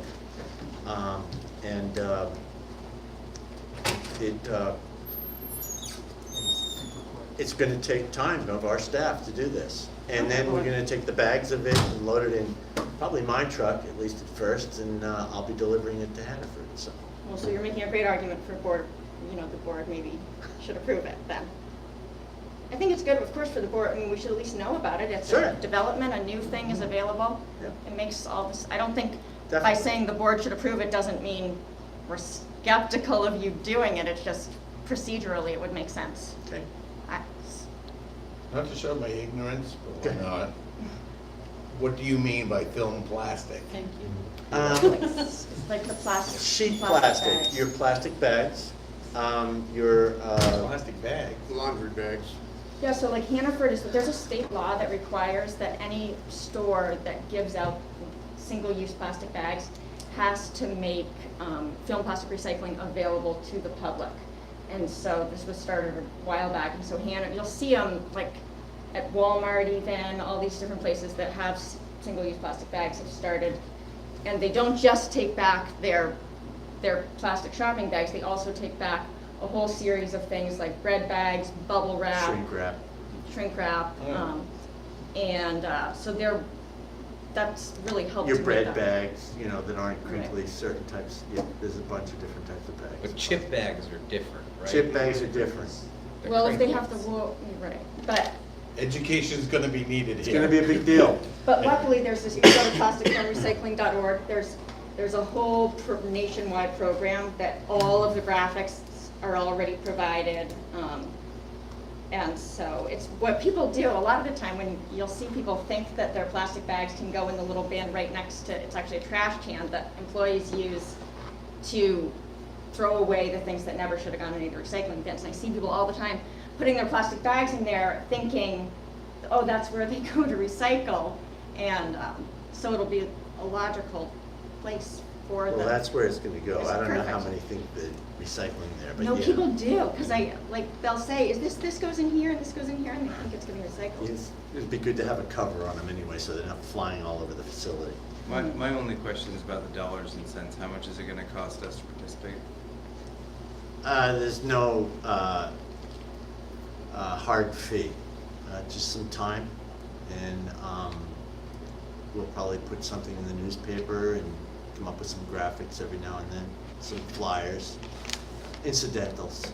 So all stuff you can do out of the existing budget? Absolutely. And it's nice that Hannaford, I mean, they're buying, each of the bins costs about $160. They're buying all those, so it's a success story. Good job, Jim. Thanks, Allison. It's exciting. Financials. Usually I talk about our expenses and revenues at this point, but a more pressing matter has really come up, and that is the final disbursement of the tip fee stabilization fund from the MRC to the total of $1,316,654.94. Could you repeat that? Yes, $1,316,645.94. 94. That's It's the kicker right there. Now,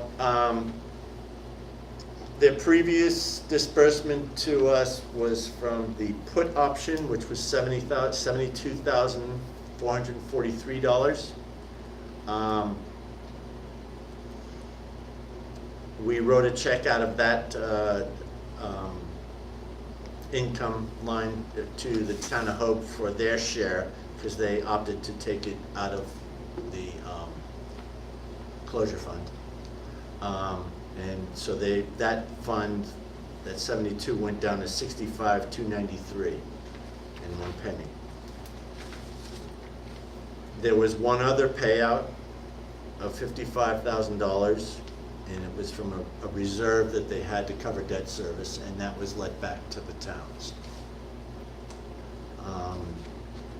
I need to know what to do with this $1,316,645, and I'd also like to make a recommendation. All right, well, so I may cut you off on the recommendation part. Go ahead.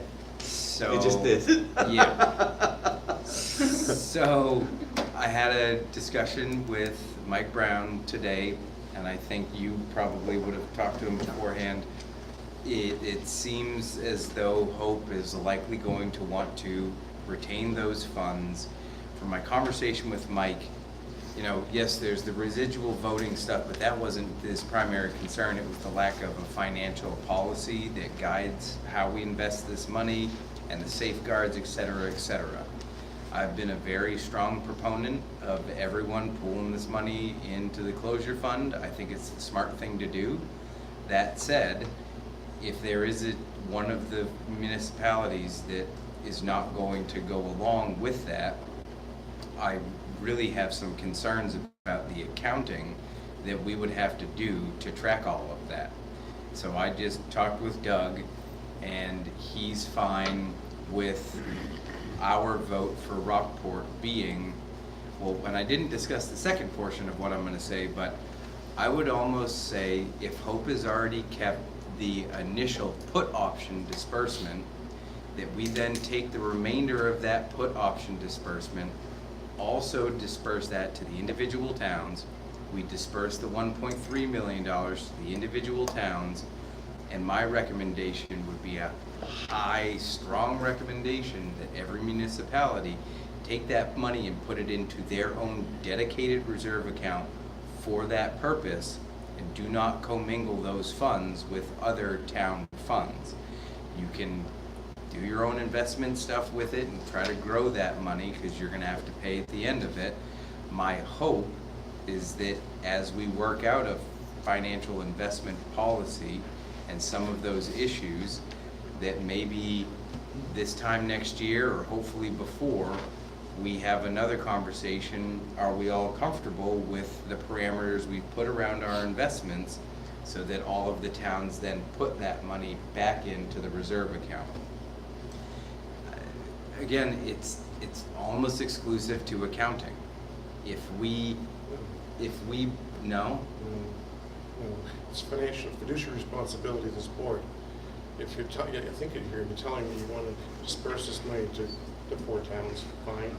That money Belongs gets to the dispersed to towns. the 4 towns regardless. The question is, do those 4 towns then give the money back to the corporation? Because the money doesn't go to the corporations, it goes to the towns, Right. and then they make the decision to give it back or not. Right. The accounting that I was talking about was if 3 towns put their money into the reserve or the closure fund that accrues certain interest and follows certain financial parameters, and another individual municipality has it separate, when then the closure comes and everyone else put their money here but their money's here, making sense of who owes what at that point in time, and I'm not an accountant, but it seems like it's gonna be more complicated than if everyone puts it into the closure fund, or if everyone keeps it.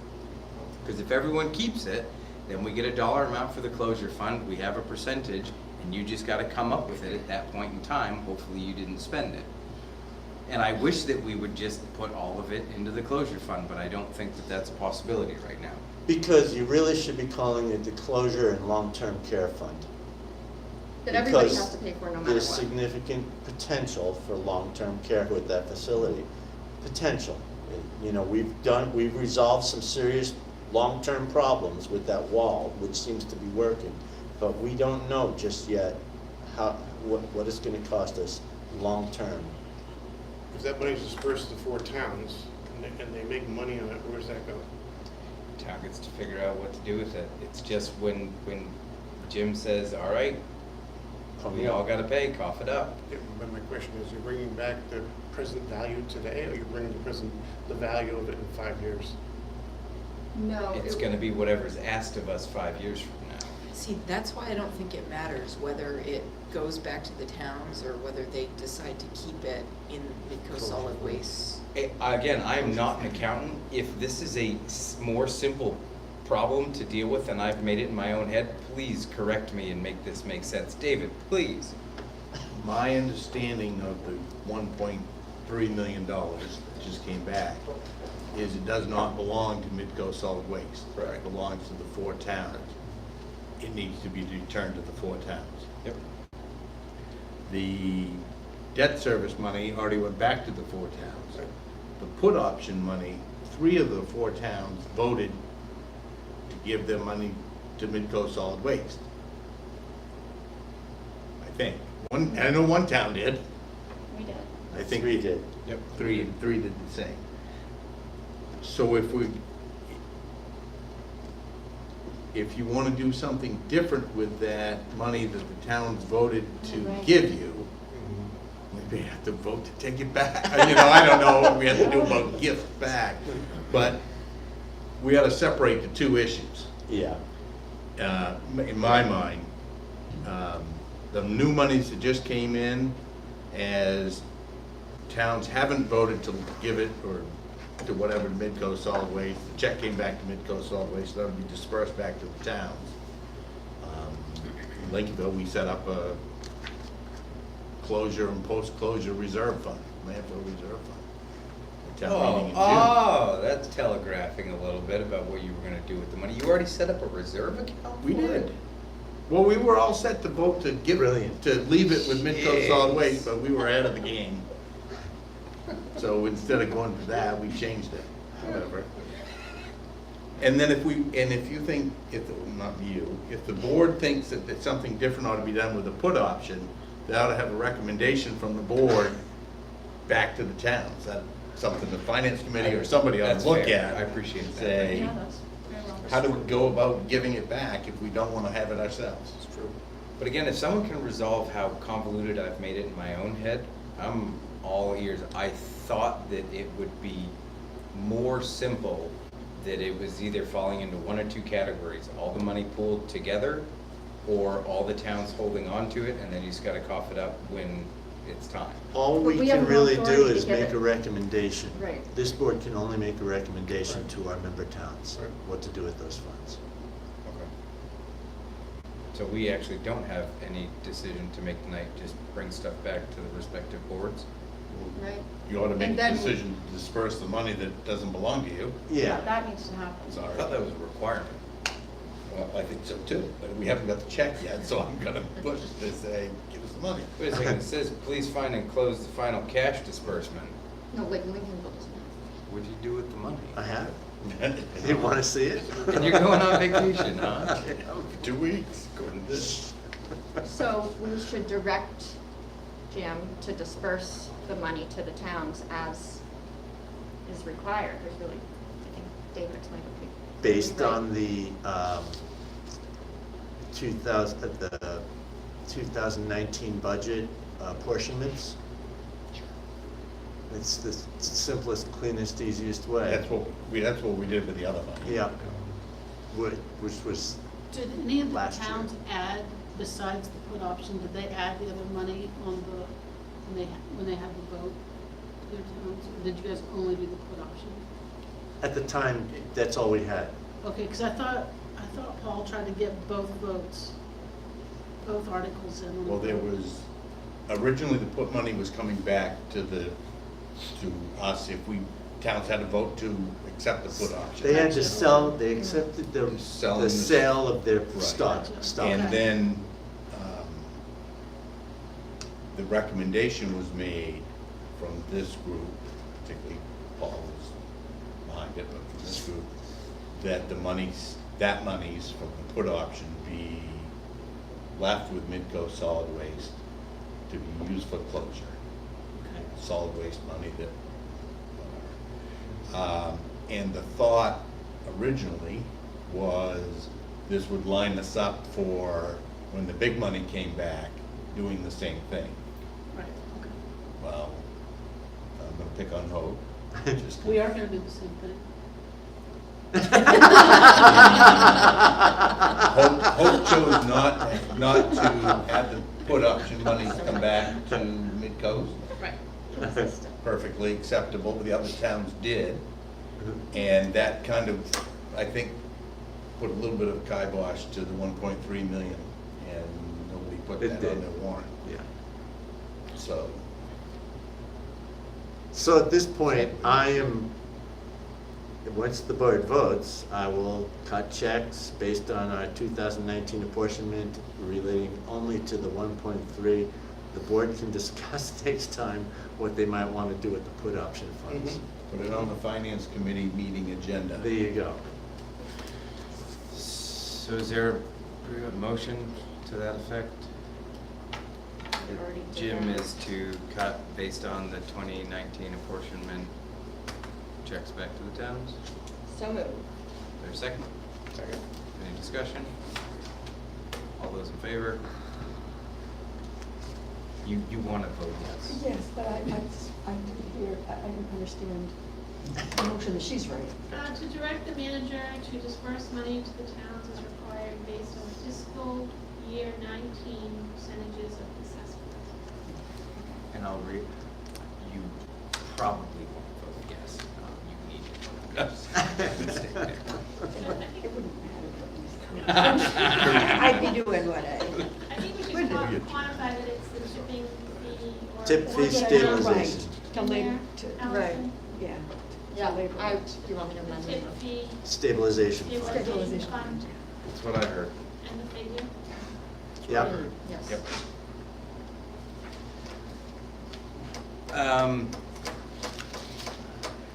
Jim, anything stand out to you on the financials? Not really, it's early, obviously, this has gotten us through August, so they don't really show a heck of a lot. I don't have my audit yet, but over the next month or so, I will need to really look closely to see the impact of our hauling to Ecomaine. I'm concerned that we might be running over there, but I'll know more in another month. And I'll have solutions to offer by then too. That sounds better and better.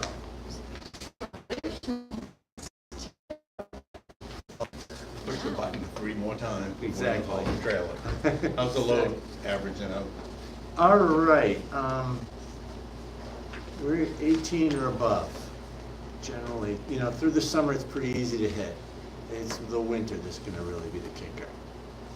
It's really difficult in the winter. Why is, Because trash is drier and the restaurants are closed, doesn't pack as well. It truly Christmas doesn't. paper doesn't weigh anything. we need some more food waste in the, Yeah. Yeah, we do, we need more food waste, yeah. get those, To get, those we need to loads just heavier? actually have 18-ton loads every time. That would be ideal, but that's hard to do. Well, all I'll say on that is I look forward to that because, Godspeed, right? hey, hauling costs is a big component of what we spend money on. So Huge this any year. way of getting a better handle on that, I fully encourage you to explore that. Now, I think we're done. And then I want to just say something different, but I want to be off the air. Well, Jim, while you're on the, where does the investment part fall in the finance committee? Investment of current funds. We had a meeting all set up. We came within 32 hours of it, and it was down to 2 people. And then, I forget what happened, was that at the end of the fiscal year, and we had turnover, and, yeah, so it just kind of fell apart temporarily. Does that fall in the finance committee or you? Finance committee, yeah. So we'll have to ring that out, and, Yeah, because you're leaving thousands of dollars a month on the table. yeah, I know. what committee are you on? Strategic and capital planning. I think it makes more sense for Bob to be on the finance committee. I think it makes more sense to have them on strategic and capital planning. I mean, the idea that I'm on the finance committee instead of Bob is Your just treasurer. preposterous. Your treasurer. We're gonna change those bylaws. But we can, well, he can come to the finance Oh, committee. please. so- Sure, I mean- absolutely. I'll do that. So this is how I envision the remainder of the meeting. Quick liaison reports from folks. Mine will be a little bit longer because I'll talk about the executive committee. And then we'll just super briefly go into executive session and then probably come right out of executive session because everyone wants to go home. So anyone have anything of interest that they want to bring up? Like I had mentioned, I had observed that Camden, because of their plastic bag discussion, they did not move forward with an ordinance. But what was discussed was potentially Waste Watch or this committee looking that over. I don't think that's relevant to talk about, honestly. Awesome. But, I mean, All right. if you really want, yeah, there's an ordinance, I mean, There is an ordinance on the there's an ballot. ordinance that's On the ballot. gonna be on the ballot that the select board didn't approve, but there was a citizen's petition that got it on the ballot that would ban plastic bags. Mhm. But I don't know, no, No, I don't think it's I don't think we need help. Anything from Lincolnville? Nope, we're farmers, we're asleep now. You don't have to dig anything up. Anything It's from just, Hope? there's gonna be an opportunity at all our meetings now. I'll be better prepared. Always looking for more. Camden, anything from Camden in the updates? All right, so, and then folks that were at the executive committee meeting, please correct me if I've misinterpreted anything that we kind of discussed. So, as with a lot of meetings, you go in thinking that you're gonna, do one thing, and then you have a broader conversation, and you talk about a lot of interesting things, but maybe didn't necessarily accomplish the thing that you wanted. So yes, I've gone in with the intention of trying to look at some of the issues that I had laid out in my little memo previously, seeing if the executive committee wanted to add anything onto it, and then try to look at those and figure out what they thought the top 2 priorities, top 3 priorities might be. And then we could work on better sketching those priorities out to bring it to the board. We had a great conversation. I don't think that we accomplished that aspect of what we set out to do. We kind of went over organizational charts and how conceptually data may flow through it. I thank Samantha Mank very much for providing a template for a manager's evaluation. I apologize if any of the other towns sent it to me and I missed it. But we're gonna try to, through executive session and workshops, better sketch out what we think the duties and responsibilities of the manager should be, some goals and performance evaluations, but also better sketch out basically what the big building block components of this corporation has as responsibilities, the executive committee being one of them. And my kind of takeaway from that meeting, and I would love to hear from the other managers and administrators and Jim, is we're still at a slight confusing spot to where, though we kind of discussed and gave some direction to the executive committee, it's still, because we haven't defined what we want the executive committee to do, there's still a bit of a gray area about what exactly they want to accomplish with these topics. I don't think I walked away just slightly confused from that meeting, and I would love to see what your all's big takeaways were from it. Is there gonna be, sorry, can I ask a question?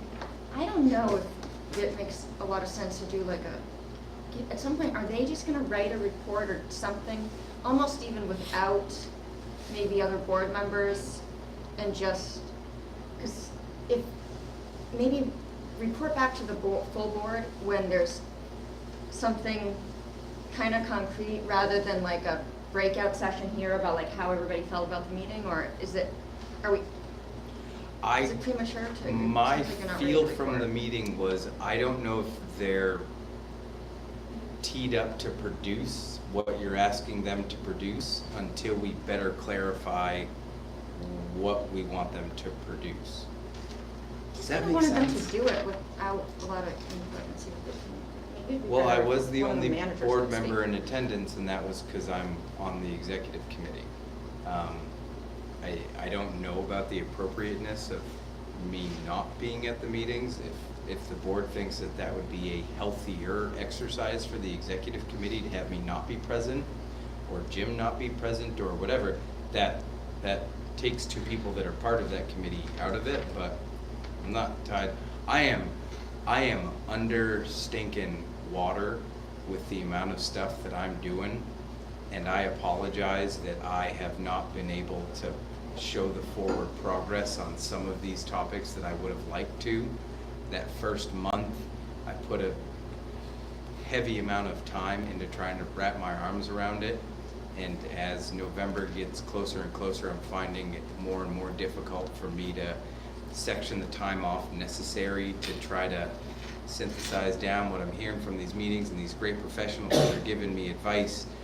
And I'm not super great at delegating things, so we didn't walk away from it saying, David, your job is sketching out an org chart and how everything flows, and Sam, your job is X, and Audrey, your job is Y. I'm not super good at that stuff, so I definitely need some help trying to keep this ball rolling. And that's my just quick vent on, I apologize that we didn't get more concrete things in writing to you all during this meeting to be evaluated. First of all, I think you're doing a great job, so Doing don't my be too best. hard on yourself. But I was just thinking maybe the professional, I liked sort of what Doug Cole said about the professional managers that have a lifetime, or, you know, different parts of a lifetime of experience in this, that maybe that would be an opportunity to take a little bit of the pressure off of you too, and just, Maybe if each member talked to their own respective manager or administrator, each of this board member, about what you'd like from the 4 of us or the 6 of us, we'll get our heads together and get that back to you, I like that. inclusive of everybody's. Yes.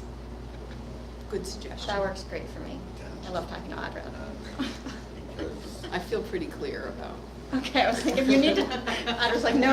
We can always Allison, chat I don't again, need to but- hear from you again. Unfortunately, 2 of us weren't here at the last meeting. Rick's still not here.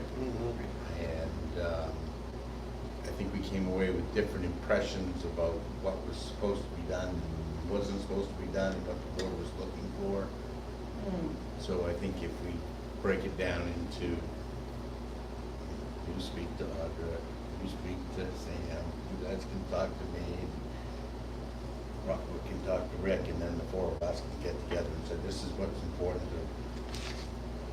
When's our next scheduled executive? It's the first Wednesday, what was it? Next week it looks We're like. gonna miss it next week. Thank goodness. Or you, yeah, I'm gonna miss it next week. Is it the board's desire that, so Jim will not be available? I should be available. I'm not going to speak for the managers and administrators, but I'm happy to be there and try to keep hammering some of this stuff out. So, and I ask that because do we want to set those as kind of marching orders for the board that between now and that executive committee meeting, you liaison with your manager and export your stuff off to them, so when we get to that meeting, we can actually produce something. Do you guys, this is where sometimes you guys maybe just have to speak up. Is it helpful to have more people? It seems like a lot of you do, the 4 town managers already do a fair amount of things together, and you seem to work pretty well together. Is it helpful to have more than just the 4 of you? Or I mean, not helpful? quite honestly, it's probably easier to get, it's always easier to get 4 people together than to get 6. Yeah. So maybe for one Especially meeting at 4 least, people just that let have them- a similar work schedule. Right.